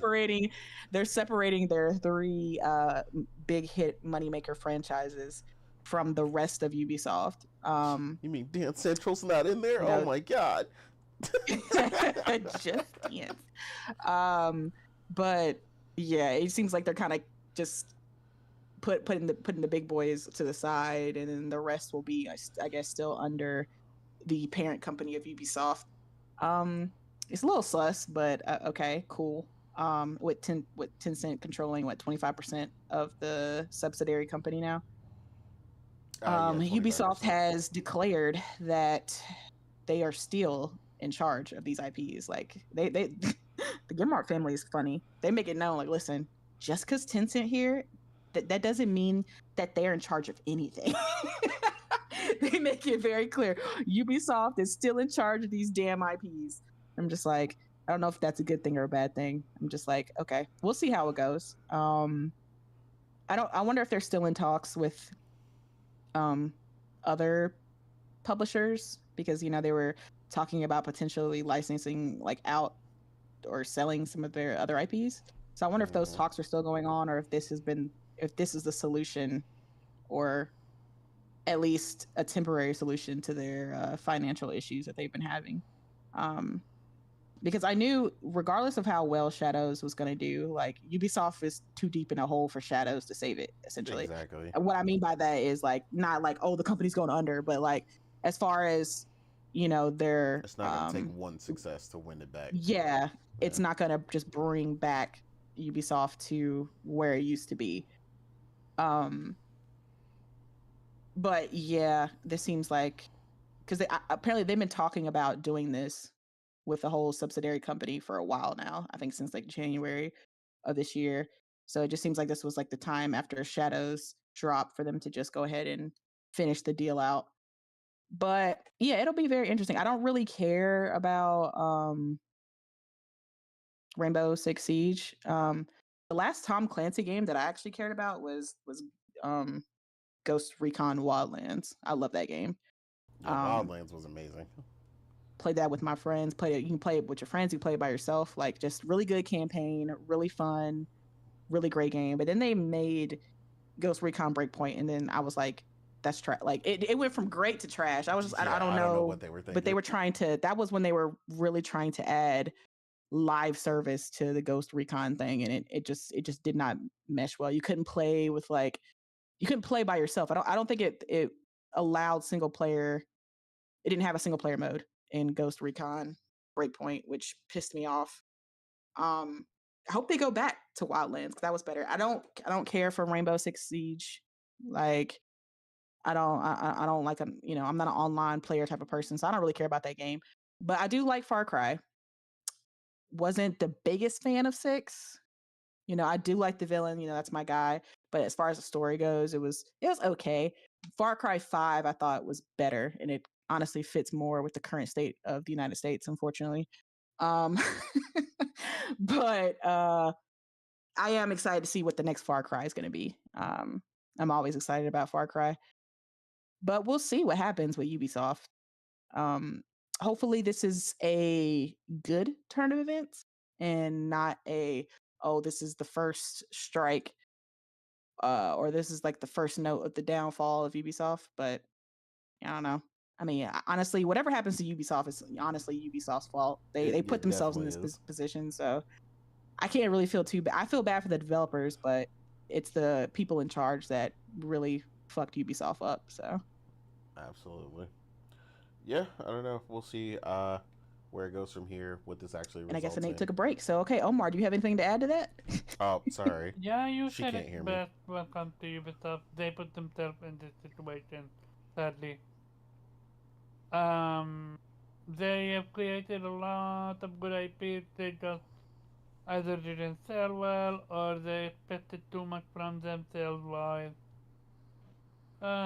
It's gonna be interesting to see what they're gonna become. Because I think it was either this or sell themselves to the highest bidder. Because their game been bleeding money for the longest now. Like, especially one of their biggest, Far Cry 6, apparently it didn't do well whatsoever. Yeah, that's not And surprising. Yeah. other than that, they tried a few things like, that, what's that game? The one with the blue skin? Avatar. Avatar. Avatar. Yeah. Yeah. And I apparently completely forgot that, about Avatar. Damn. apparently that also flopped. Yeah, they threw a wrench in So Avatar. Like the tech that they put they into that was crazy. they've been losing a lot, and I mean a lot of money. So it's gonna be interesting to see how they're gonna, bounce back. Cause the thing is, people people think that Ubisoft put all their eggs in the shadow basket. So, but no, Ubisoft been bleeding money for the longest. Shadow was never going to save them. That's the reality of things. Like, I would not be surprised if not for the Tencent deal, they would have gone to PlayStation or Nintendo or Microsoft. Man, They literally, they had to do something. So yeah, like they literally put themselves in the open. Hey, we are open to be bought. yeah, I mean, Like they've Shadows could been, have sold 20 million and it still wouldn't have pulled it back. We're talking yeah, about they've years of mismanagement. So precisely like they been bleeding money. w- They bought IP back only to turn them into lighter. But I'm looking at Beyond Good and Evil 2. Nobody asked for that. That came into development for how long now? I mm, I'm pretty sure it's not gonna see the light of day, sadly. Other than that, they cancelled a few IPs that I was excited about. Uh, that Zelda clone, we'll call it clone, but it it's a great Phoenix game. Rising too. Immortal Phoenix Rising, like the crazy part is they actually supported that game with 3 different DLC, and each DLC gave it a little bit of a different gameplay style. So, and then with Golden Crown, we actually got a DLC for it. So it's confusing to see how they are moving, and then oh, this game looked good, but yeah, no. Then they started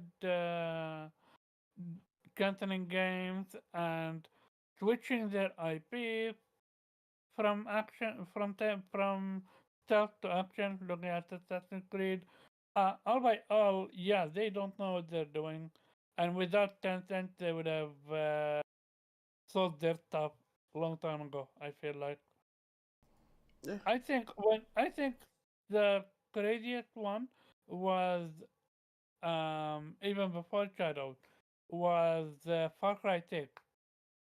Like when you have an actor like him, you expect to do something, but when you don't, like at some point you gotta ask, what is Ubisoft doing? Are people tired of the Ubisoft formula? yeah. I mean, I think Far Cry's issue is again, it's just like more of the same. The problem, Ubisoft desperately needs a new IP. That like I to mean, they add to their created a tentpole few IPs franchises. and killed them. Yeah, yeah, So not that. Like they need another like Assassin's Creed level IP. Like the ones they've had for a while have been in rotation for so long that everybody's just kind of used to what they are and stuff. Like I've been a big Far Cry fan for years, but I mean Far Cry 6 was very samey. You know, I enjoyed what I played of it, but it was like, oh, it's just more Far Cry. Like they need some like a I new mean, IP that isn't just that. if I'm gonna play Horizon, I'm gonna think, yeah, it's another Horizon. You mean they need to release Beyond Good and Evil 2 finally? I mean that No, would be a start. they need to kill, no, they need to kill that, cause that shit is gonna not sell well whatsoever. Nobody asked for that. Hey, I asked for that. Yeah, I'm definitely asking for that. So yeah, because that reveal they gave me looked phenomenal. and the tech Yeah, Yeah, behind but Damn, that I looks still you remember insane. guys this. you don't count. you expect them to give you that. Be honest. Absolutely. I mean, I mean, their graphics aren't the problem. It's the so like I could imagine it looking great. It's just will the story be good? That's the question. Will the yeah, that's gameplay fair. not be repetitive? Yeah, I mean, the ideas behind it and stuff look solid, but obviously no, like that's not gonna do it alone. Uh, like as good as that looked, if that lives up to everything it looked like, yeah, I think that would be a big. I think that would actually be a big hit for them. But I watched a lot more on that game than was most But people that have handsome seen. fellow on screen. I knew you were gonna see that. I can see that game. Hey, look who is on the screen. But yeah, I mean Beyond Good and Evil 2, like I said, the tech behind that, being able to go in and out from like the very like smallest spot on like in a city, jumping up in your jetpack, jumping into your ship, taking off and heading straight into space. Like that Dude, was you like one know of the you're not craziest gonna get. things. You know you're not gonna get that. Did you not learn anything from Watchdog? Like, or Division? Like, come on. This I is mean, Ubisoft we're I'm not gonna tell talking you I'm about. not gonna get that because they've done a set of phenomenal tech with another thing. Like this is one thing where, like I said, people tend to underestimate Ubisoft in the tech field, and they're extraordinary in the tech field. And this is something you wouldn't know because you're not playing Assassin's Creed Shadows right now, but like the density of the forest and the draw distance and what they're able to achieve just in Assassin's Creed Shadows is insane. Like again, people like I said like to talk smack, but in the technical department, like a It's lot of honestly Ubisoft scenes are crazy. Their teams, amazing what Ubisoft can do when they actually give their developers some time. some time, yeah, You know, and don't crunch them into to delivering a game because they were definitely going to drop this game in November or October when it was first supposed to be released. The only reason they delayed it is because of the controversy, and it's like, well, I guess controversy did one good thing. It gave the developers the time that they actually needed to make the game because it would have probably ran and looked as good as it did in November after they patched it 3 times. but by that time, we would have already finished playing it. I mean, kind of like what happened with Star Wars Outlaws, like how they did a lot of quality of life stuff after I freaking platinumed it. yeah. Um, but yeah, I hope Ubisoft, if anything, they learn from this that they need to stop rushing their development team and give them the time that they need to work on them on all these games. Right? Let them cook. Agreed. Yeah, Yeah. Ubisoft's the so game is let them cook, eh? yeah, Ubisoft's so worried about meeting quotas and we got to get this done before the quarterly report that they really honestly sometimes don't care about the quality The quality, yeah, of their games. Like, oh yeah, it's broken, this is buggy, but hey, it's ready for the Thanksgiving Black Friday launch. Like it's like y'all worried about the wrong things.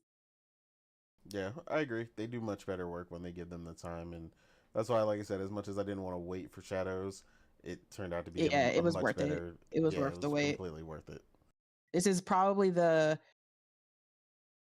honestly one of the more stable games that I've played from Ubisoft. Like where a lot of times when I'm playing a Ubisoft game, I'm like, oh man, like this is bugging out or it's crashing or they're probably gonna fix this in a patch when I'm done, because that's just how Ubisoft is sometimes. And I don't feel that way with Shadows. I feel like it's pretty complete. Like, yeah, I have some quirks about the day and night cycle thing, but like that you can do that in a fucking patch. Like that's not a big game breaking deal, but True. it's a quality game. There's really the only thing that really sucks is the frame rate at the hideout. It drops down to 30. But I think that's just because of the ray tracing that they have in the game in the or the global illumination, or whatever they call their lighting system in this game. It's They very actually nice, patched but that as it's well. very They oh locked they do the they frame rate at the hideout to 30, um, okay on a recent patch to stop it okay from fluctuating like that, and that was apparently okay. the issue.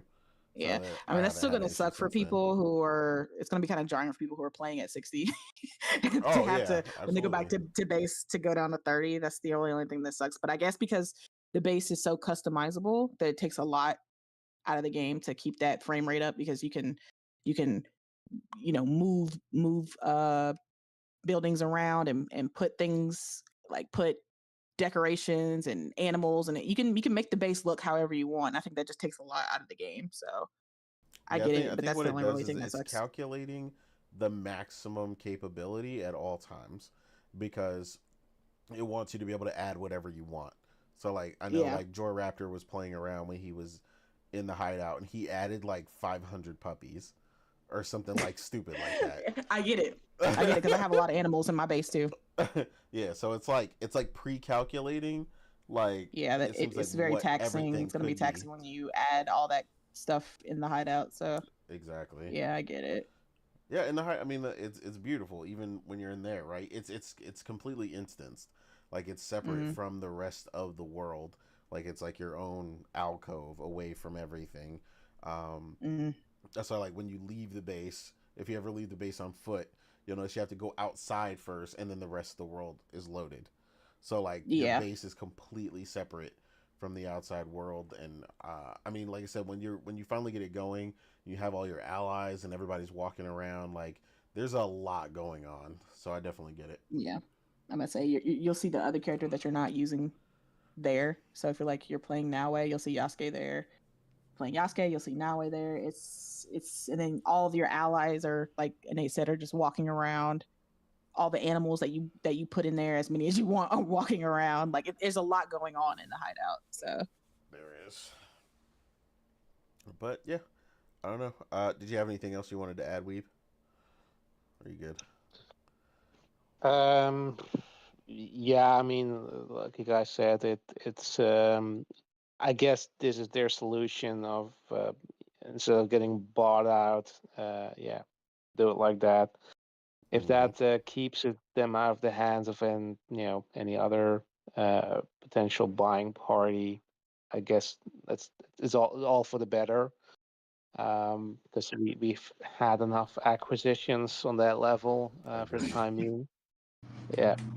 So I'd say yeah, if that's what's necessary for keeping them sort of independent, I'm fine.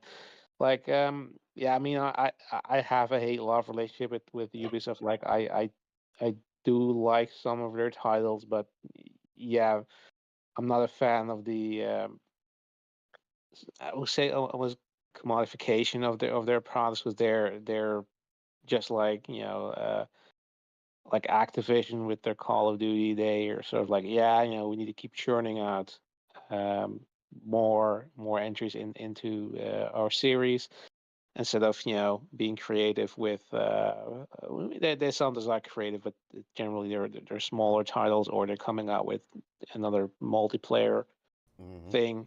Like they, but yeah, I understand it's risky, coming up with new IP, Yeah. but they're hitting that limit, because they already pivoted before when they said like, yeah, we're not going to do annual franchise or entries anymore, taking a bit more time, and now they're seeing like, yeah, they can keep up doing this, and eventually they're going to hit franchise fatigue because people are going to Exactly. get tired of it, and putting in more content in there or trying to monetize it better is not gonna save you there. Um, so yeah, I mean maybe this I don't really have, let's say, hope that Ubisoft will then use their on their own, their non-subsidiary part of the company to produce original first-party content or first single-player content. But yeah, I mean, like you said, like if this is what is necessary to keep them afloat, and for fans of their franchises to keep getting the games, I guess that's fine. Uh, don't I don't think this is means anything more than what we've seen.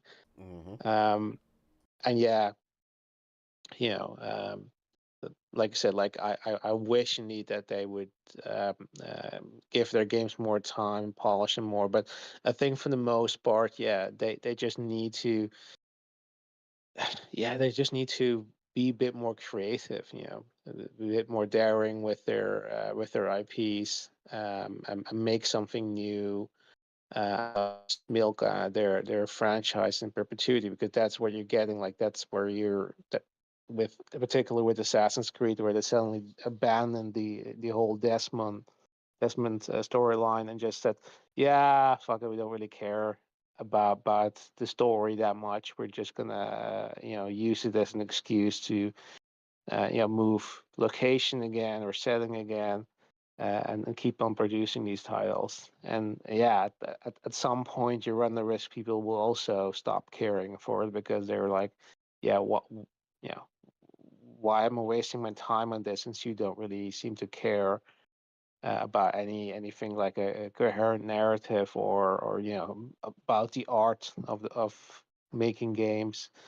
And not to say that there's not talented people working on that, and then they're not doing their damn best for it, but it's just the overall executive direction that is pretty inherent with a lot of big publishers, but especially the Western ones. But I mean, there's plenty of publishers, especially the Japanese ones, who are showing, yeah, you can also produce something new. That last year, you had the Metaphor, from Alice, which is by Sega. I mean, RGG, also owned by Sega, is continuously throwing out, you know, new creative ways of using their existing franchise, but also branching out. They're working on new IP. They're working on revitalizing Virtua Fighter. They're doing all of these things, and they are successful with it. And shows you that you can do that. You don't have to, just keep on milking your existing franchise into perpetuity, and until people cease to care about them. So yeah, that's my 2 cents. No, yeah, I agree. I mean, if this Splinter Cell thing is coming, they really need to start showing it off. Yeah. I mean, they could. Yeah. There's no time like the present for a game like Splinter Cell. I mean, you really got no Oh competition man, in damn. that Just field. think about it. Yeah, I mean, they could go crazy. I mean, Splinter Cell, again, the production value again on those games were probably some of the few that were Damn. just as high as Modern Assassin's Creed. age Splinter Cell. Jeez. Yeah, like I could see all kinds of hacking and like I mean they could just, the sky's the limit with like the You can toys only dream, and eh? like tech that they Yeah. could do with a Splinter Cell. And then like I said, like I was saying in the chat talking with Stage, um, you know, they definitely need a new major IP, not just Yeah. You don't want something any another Ubisoft spinoff?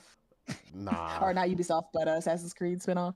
nah none of that. They need Like, a this is new Assassin's major Creed, but in the IP, jungle. which again to point out that people underestimate because PlayStation again is so good at this and a lot of their studios are very good at this that people underestimate how hard it is to come up with a new major IP.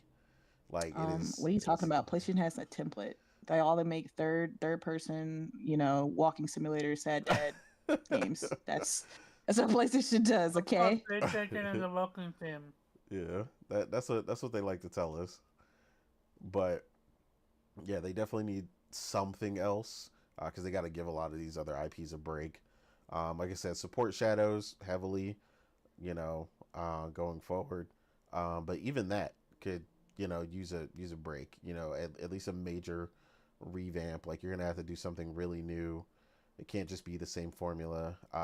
They said I'm not saying abandon the Assassin's Creed, but I mean you gotta really step that up. Yeah, I'm trying to see Like what that Assassin's Creed Hex looking like though. yeah, you got a God of War Interested. 28. You got a God of War 2018 Assassin's Creed at this point. Like Oh man. yeah, you got to reinvent the wheel at this point. So that's kind of where So, they're at. Desmond comes back you to life. don't, you don't think Shadow was a good, Switch? I Or mean, I you think wanted Shadows It's not a Switch. yeah, I think Shadows is a great Assassin's Creed game, and if they support it well, I think it'll do really well and it'll have legs. But it's not. It's still the Assassin's Creed formula. Yeah, it's Like, not Okay, God. It's not God of War 2018. Like, the issue is they have so many Assassin's Creed at work. They already had, they released Shadow. They have Red. They have that green one, so apparently with so magic. no, red red was was Shadows. Shadows. Oh, That was Red was Shadow's code Shadow? name. Okay. Yeah, So that was the then they code have name. Hex, I think. That Hex, right? The green one. Yes, that. Yeah, I said that. Yeah. Yeah. What else under that? I think that's it. No, they have the remake for Black Flag. Yeah, Black Oh, Flag is yeah, being yeah. remade. Is that a rumor or confirmed? I Oh mean, my God, it's confirmed, it's Omar. It's been Okay. confirmed. confirmed. Yeah, Okay. they confirmed it. Then, yeah, But that's what I'm it's, saying. Like, that's a prime way to, like I said, support Shadows, bring Flag back, remastered, remake, whatever, and then really give some time to the franchise while you give some face to your new IP and whatever they're doing with Rainbow Six, and Yeah, potentially I just Division 3, I which don't I think they got to be see careful with that. I don't see Ubisoft doing anything different with Assassin's Creed because it's like the old saying, if it ain't broke, don't fix it. Like it still sells very well. Like this is like the second best selling one after Valhalla. I mean, the reason Valhalla sold so well is because it had PS4. Um, and Assassin's Creed sells better on console than it does on PC. Um, and then okay, so then Shadow's got the second best. I don't see them trying to do anything or daring to do anything different because Assassin's Creed for them is doing pretty good. Like the reason we got God of War 2018 was because of how bad like what Ascensions or whatever did. Like Attention they was, yeah. yeah, they were like, y'all got one more chance with God of War, and then this is it. Like, and so that's when they did God of War 2018. Um, so I like it would take, I don't know, maybe it would take some game from the Assassin's Creed franchise to do really poor for them to switch it up. I just don't see them trying anything new.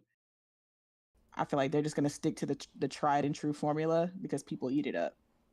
Yeah, I mean, it just the thing I'm wary of is like when I like as big of a fan as I am, when I'm like one of your biggest fans who has Mm-hmm. literally never missed a single one of their games day one, and Yeah. I'm starting to feel like the formula is long in the tooth, like Mm-hmm. like everybody else who already is on the fence for you is gonna just like it's gonna turn into I'll copy it when it's $30, and I mean people already do that with Yeah. their games because like we said they go on sale They're gonna sell hella quick. hella quick, which is also a product of their release date, right? So that is something I brought up. I think it was on Brap or something, but they were talking about that, and I was like, well, they have a product of typically releasing in October. You have to be on sale in late November to December, like to compete, unless you're GTA 6, right? Like, like you have to be on sale because everything's on sale at that time frame. So if you release early October or late September, your game is going to be on some sort of sale during Black Friday or the Christmas holiday. So that's another Yeah. reason they really go on sale like that. So I think this one won't go on sale as fast. Um, like I said, if they can continue to support it and give it the content it needs, I think it'll have longer legs than they usually do as far as like at a particular price point. But yeah, like I said, as far as everything else goes, they are in desperate need of new IP territory and Splinter Cell. Like I said, I mean, we just finished talking about we were getting look at some of the hottest stuff right now, right? Some of the hottest seasons in like TV and stuff. Like you got to keep your finger on the pulse, right? Like we were talking about Jack Reacher and Jack Ryan. Priscilla was just watching those, catching up, and it's like those are big right now. People like we haven't. Metal Gear isn't really doing a thing right now except for coming back, right? You've got Delta coming back. Like people are really, really wanting a Splinter Cell. Like this is their chance to give that high production value, Splinter Cell conviction and all the really good stuff that they do with Splinter Cell, and really just give it that full AAA standout treatment while they work on a new IP. Um, We've been asking for Winter for years now. yeah, so I don't know. We'll see what happens and see what they end up doing, but yeah, they are in gotta have a new IP territory. Like they just gotta like.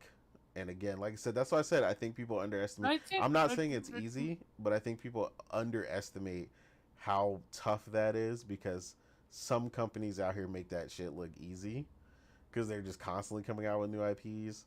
Um, like I said, to a lot of people, whether you feel some type of way, whatever, about Naughty Dog's new IP, the buzz that first trailer generated is crazy. Yeah, it was insane. Yeah, for what they literally went in everyone's eyes, including mine, from why are you resting on your laurels to I can't wait, this is day one. Yeah, day one, and it's like we haven't even seen the rest of it yet. Like Yeah, that's the impression you need to make on your first trailer. I Like, oh think my it god, I it can't wait. talks to the power of your what you call it your who you are as a company. Like if you're known to put on greatness, people gonna trust you with your IP, with a new IP blindly. But the issue with Ubisoft, they need to give the ability for their new IP to grow. Like new IP is not gonna sell 10 million uh, right off the bat. They need to. I don't know. I just feel Well, I like mean, I they know what you're have. saying, but with like Phoenix Rising was cool, but it's not the new IP they needed. Like when I say that's why I said they need a new major IP, as in like But it they has to could it put has to everything. be Yeah, it has I to be get you. massive. But they could have what you call it up, uh, elevated Phoenix Rising from one to I two I and don't see turn it it. to. It's just people are not interested in that type of game, like to Wait, what that type of game? degree. Immortal Phoenix Rising. Immortal Phoenix Rising. It's Oh, basically like a Zelda Yeah, clone, it's like a but no, wannabe Zelda with I know what clone. it humor. is. Yeah. But yeah, it doesn't have the what I'm talking about, like what people want from Ubisoft, like what Morgan was saying, like if you're gonna bring back something like in like Ghost Recon Wildlands was like something special, like Man, you oh need some. god. They're known for like more adult rated AAA, like like stuff like that. Like I'm talking about like the quality that you immediately saw when we saw Intergalactic. Like that is the type of quality and I mean, AAA value they need to bring to the table, and Phoenix Rising they, doesn't do that. Phoenix Rising is a great game, but it they. doesn't have major IP energy. Okay, I got you on that end, but they tried that with Avatar, and look at how that shit They flopped. tried that with a game that was licensed. I said a new IP. That's not a new IP. That's Hmm. just a licensed property. It's gonna be interesting to see how they're gonna bounce back or not from it. Yeah, and I mean Avatar was cool, but they made a lot of mistakes with that game. It looked really good on PC, but yeah, there was a lot of mistakes with that game as well. So yeah, we'll see what they can do. Like I said, I mean, in the meantime, if they kind of need time, like I said, they definitely need to work on that Splinter Cell. Like I said, this is the time to release it. Like revealing a new Splinter Cell this summer, uh, slated for early next year would be probably prime. Like they really need that right now, but we'll see what happens. But right now, they seem like they're in good straits after the buyout or whatever. So we'll see what happens. Um, as for the last topic, we were gonna cover, um, this one's just kind of funny. Obviously, the alleged uh, Xbox hybrid between this console and this alleged handheld and all this other stuff going around. Um, Xbox fans seem to be in a extraordinarily excited time where they all seem to be ecstatic for a way to try and play PlayStation games. Um, Oh yeah, that part. yeah, Yo, it's a doozy. Like Do you love PlayStation? Do you have PlayStation? What's up with you? It's funny. Yeah, so the whole thing, people are going on going of two minds. You know, you have the Asus one that is supposedly leaked. The thing they're going to do soon is going to have a Xbox branded handheld from Asus, which anybody who's seen any of their coverage has seen the ROG Ally in all their stuff. So honestly, I'm assuming it's just going to be like a branded ROG Ally or something of that nature, unless Microsoft is going to unveil a custom, um, a custom OS for it.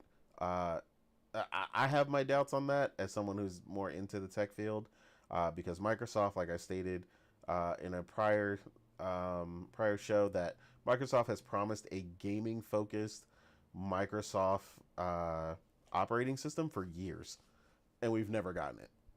So if they're color me surprised if they magically produce that in 5 minutes uh, with this alleged handheld. Um, so you've got that on one hand, which is essentially just a handheld PC. So it's not really anything significant. So other than the fact that people are underestimating the price, given that the ROG Ally X is about $800.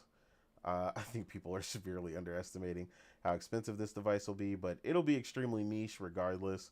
Anyone who has paid attention to the handheld market as it pertains to these handheld PCs, the Steam Deck has sold the most and hasn't. I think it either hasn't cracked 5 million or just barely cracked it. All the rest of them have sold under like 1 million. So again, I don't really understand the whole thing for this or where they're going It's with going this. to be 300, eh? That's what they saying. Yeah, yeah. In their dreams, it'll be 300, or it'll be extremely weak if that's the case.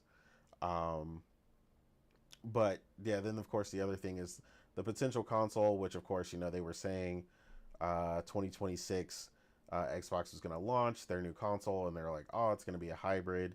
It's going to load Steam and it's going to do all this stuff. Again, the logistics behind this is kind of weird and laughable from multiple angles. Again, if you are a PC gamer, you get it. Like, PC is an entirely different beast than console gaming. So trying to state that a device will be basically a console and a PC at the same time is like honestly just asking for a disaster. But also, stating you just play anything from Steam would be a whole nother thing. There, like I said, the logistics between that are crazy, because they'd be ultimately making a box that, if it does house the Steam storefront, or both, as some people have been saying, Steam, Epic, etc. You have multiple storefronts in where Microsoft has created a device in which they generate no money outside of first party sales, or someone using Game Pass. So to Exactly. me, that doesn't make any sense. Like, I still have yet for someone to explain to me how putting your direct competitor's storefront on your platform makes you money. But okay. No, they believe that Microsoft gonna buy Steam. Anyway, yeah. So that's the truly biggest. believe- That's the They biggest truly joke. believe that that's the issue. Yeah, that's the biggest joke I've heard. So yeah, that's definitely not happening. Because Gabe Newell can't stand Microsoft half the time, so that man would roll over in his grave and make sure it's in his will that that couldn't happen. yo, Like, chill. yeah, that Gabe cannot stand Microsoft. Like the operating system in particular and the stuff that they do, like he can't stand it. So yeah, that's not happening. but but yeah, like I said, the logistics behind this is so messy and crazy right now that like it doesn't make sense on several instances. Like I said, the instance where we talked about the ability for them to make money from creating a hardware platform, which I mean anybody who has been in the game for any amount of time, like why would you make something that you're going to sell at minimum, according to Microsoft, because they said they're done subsidizing. So minimum, you're going to sell this device at cost, meaning you're gonna break even, and Yeah. then So I expect this console for whatever, especially if it's a hybrid console from Xbox, exactly. expect it to be no less than $900, Yeah, $1,000. I'm expecting it to be to break 1,000. Yeah. So And and it most I of mean, these for that, it people better have ain't Steam playing on it. it. Like, But that's what I'm saying. And it's like, especially if it's going to be a hybrid, like now. yeah, I just don't see a world where this is in the grounds of what console gamers like to pay.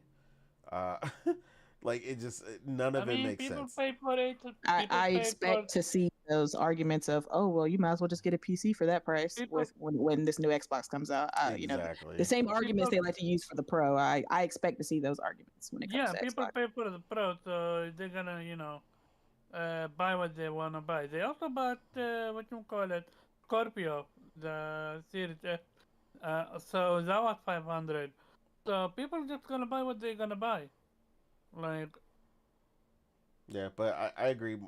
If what this thing is that everybody keeps hoping for, honestly, at the end of the day, it sounds like you should just get a PC because it just sounds more and more like an Xbox branded PC, which, like I said, we've seen Steam try this already with the Steam box, and we've seen how well that worked out. They lasted all of about 5 minutes, and most people don't even remember they came out, and No, that's but for good reason. this will have the Xbox OS though. Okay, so be different. Yeah, it'll play your 360 games. So, oh my god, you know, I don't know. Like the whole thing is just it's pretty funny, especially given that the most excitement I've heard out of anyone who is excited for the idea of this is that they're all just excited that they can play whatever PlayStation games go to PC because of the Steam store. That's but literally they it. do realize that PlayStation was able to block it with what you call it, the Go. GeForce. Yeah, GeForce I don't Now. know. GeForce. They're saying now that it will be illegal because of some OS that Xbox had. They wouldn't be able, PlayStation wouldn't be able to tell that it's on an Xbox because it'll be like the same configuration as a PC or something. I don't know. I don't know the logistics of this. Neither do these Come people. on, this is Yeah, They're all just well, that's guessing. the reality. Is this none is of them know. this is PlayStation we're talking about. They're gonna absolutely not allow it to happen. Like, I mean, again, I'm not gonna say anything definitive because I don't know. Maybe it is illegal. Maybe PlayStation can't block it because it's Steam, and if people bought it on Steam, maybe they're allowed to play wherever. I'm not gonna speak definitively because I have no fucking idea. Yeah, well, I don't know. what I'll say is, if they can block it, they will. That's what I'll say. Yeah. Yeah. But if they can't, I don't know. Yeah, but people have to remember they also have to release the games, right? So this is another thing that keeps getting stated. All of PlayStation games are not on PC, and people need to stop that freaking lie. Like, Yeah, I mean, that's a PlayStation lie. got all of like 12, 15 games in there. They're like, oh my god, all of PlayStation. And I'll be like, yeah, like the entire Uncharted no. series isn't even on there. Like, I'm like, y'all gotta stop this lie. Like, Yeah, the people that exaggerate that you don't need a PlayStation, you can just get a PC and all their games are in it. Like, yeah, no. Do we know if Startup is gonna be day one PC? No. Yes, it's not gonna be day one PC. It's that simple. yeah, Intergalactic, it's not gonna be day one PC. But again, they love PlayStation. They just hate to admit it. It's that simple. yeah. It's honestly the energy is just weird. I don't know if But it's yeah. a love for PlayStation or it's just they just want PlayStation to be in the same boat that Xbox is, where with the but they do love- PlayStation you can play Xbox and PlayStation games. Like not all, obviously, but Xbox is starting to have a release cadence of Xbox games on the PlayStation platform. And like how Omar felt with this Nintendo situation, these dudes want a reciprocation. They want, okay, well, if they're releasing games, if Xbox is releasing games on PlayStation, we would like them to do the same. Yeah. We want PlayStation to release their games on Xbox. And Phil has already said that it's not transactional because he got that question from I think a podcaster, and he said this isn't a transactional thing. I'm not doing this so that PlayStation gives us their games. This is just the path that we're taking. And they've been feeling some type of way ever since Phil said that. And now that there's this kind of loophole, this potential loophole where they'll have access to PlayStation games via Steam, now they feel happier. Like, okay, you're getting our games, but hey, we'll get your games too. That's really all this is about. It's just a gotcha moment. They're looking for the Yeah. gotcha moment. And, That's really all it is. Yeah, and like because Priscilla they were said in hoping chat, to get that it's gotcha Steam. moment. Yeah, they were hoping to get the gotcha moment when the gen started. They were Yeah, hoping they tried. that this gen would be Xbox's gen, and it didn't turn out that way.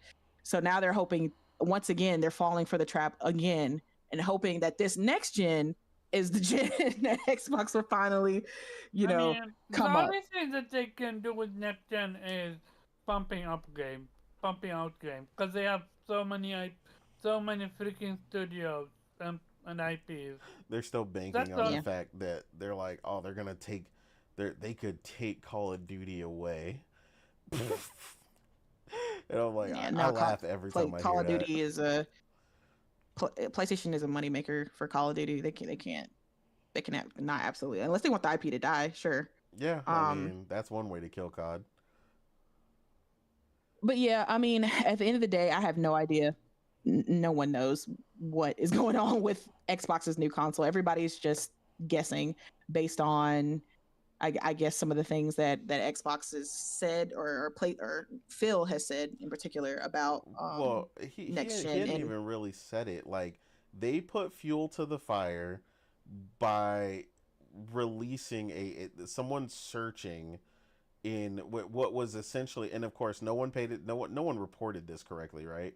What that search image they put up that included Steam was the Xbox UI for PC, and someone searching Steam. So almost like you can launch your Steam games or search your Steam games through like the Xbox launcher. yeah, is what was shown, and people took that and were like, "Oh, there it is, there it is." Xbox is I guess because launching the image hybrid, was good to on go. a TV, but it looked like a monitor to me. But I Yeah, was just like, okay, but yeah, so they ran with that and went crazy.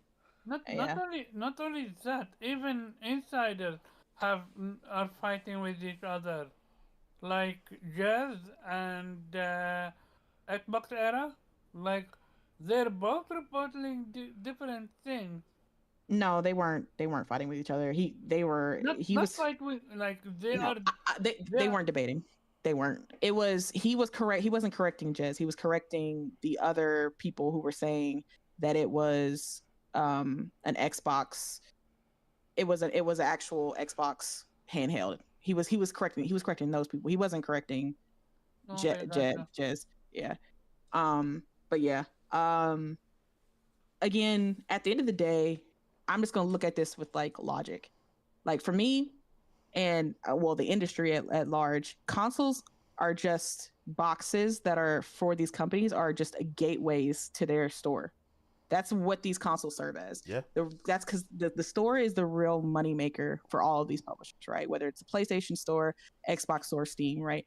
All of these boxes, these consoles are just made so that we have direct access to their storefront, because that's how they get 100% of the money from us, right? You buy a store, you buy a game, like especially if it's first party, a game on their store, they get 100% profit, right? You buy a third party game from their store, they get 30% or whatever it is for the deal that they make with these third party publishers. So that's really what these consoles are made for.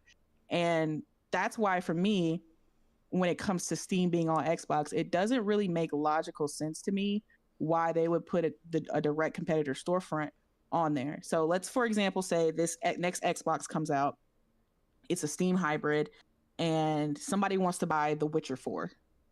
Okay, it could now if that person bought The Witcher 4 on the Xbox store, Xbox would get 30% cut of that, right? The other 70% would go to CD Projekt Red. But if that person decides to buy The Witcher 4 on Steam, which would be the more likely situation because games on Steam cost less, right? It would cost you $70 to buy The Witcher 4 on the Xbox store, but it would probably cost you, $50 to $60 on Steam to get The Witcher 4. So the person's going to choose the storefront where it costs less. So they'll buy it on Steam, and Steam will get 30% of that sale, and CD Projekt Red will get 70%. Where does Microsoft get any money from anyone buying a game on Steam. Like, what is like what is the benefit for Microsoft if you buy a game on Steam? Like, they don't get a cut. So the only thing that helps out is Steam. So again, I don't get it from a business perspective why Microsoft would allow another company's storefront to be put on their box when the Microsoft store is the main, profit margin and profit gainer for Xbox, right? They want you to buy from their store. So I don't, unless, like, I'm trying to figure out, are they making a deal with Steam to get a cut? Like, okay, we'll put Steam on our box and you give us like, 5% or 10%. But again, that's still a lot less than they would make if the person bought it on their store. From them. Yeah. So again, I don't see, like, I've been asking this and no one has been able to tell me how it benefits Xbox. Like, listen, I get it from a player perspective. Like, as a customer, it would benefit me. I get games cheaper. I get them, a PC-like game. So, I'd have a lot more customization when it comes to the game. There's a lot more freedom and things you can do with games on PC and Steam, right? But you also have to look at it from business perspective, because if this is something you want, it also has to make sense for the business. So why I don't get how this benefits Microsoft. Like, it doesn't make any sense to me, because again, if I'm a consumer, I'm going to buy shit from the store that gives me the cheaper game. Like, I'm not going to pay $70 on the Xbox store if I can get it for $50 on Steam. Like, I'm just not. So I don't, what will be, and people keep saying, well, I've heard some people say that, well, play anywhere is the benefit. It's like, you buy one copy and you get to play anywhere. But I'm like, but if you buy it on Steam on your Xbox, then you'll also be able to play it on Steam on your PC. So what are you talking about? like, if you purchased it on Steam on your Xbox/PC box, then you can also play it on Steam on your PC. So what are you talking about? Again, no one has been able to tell me how this benefits Xbox and Microsoft. And I get it, they don't want to, because then they'd have to look at the reality and be like, maybe it's a possibility that Steam won't come. But I don't know. I don't know if y'all have thought about this or worked out some way. They will hardly believe Microsoft gonna buy Steam. That's what they back me on. Cause the angle is this. One, having more players than PlayStation. That's their angle, number one. Number two, having PlayStation games on Xbox. That's literally all they care about. They don't care about games. They don't care about anything. They care about the gotcha moment. That's it. CC first said, I think it's Microsoft's way of pushing their hardcore user base to PC. It only makes sense if they want to get out of the console business. Maybe. Like, if they want to get out of hardware. So they kind of try to shift everybody to PC. I mean, and this is like the gateway console, like half step. Like, okay, this is a half console, half PC to kind of get them used to dealing with PC. And then you just kind of go full PC the next gen. I mean, maybe. Oh, I could see that.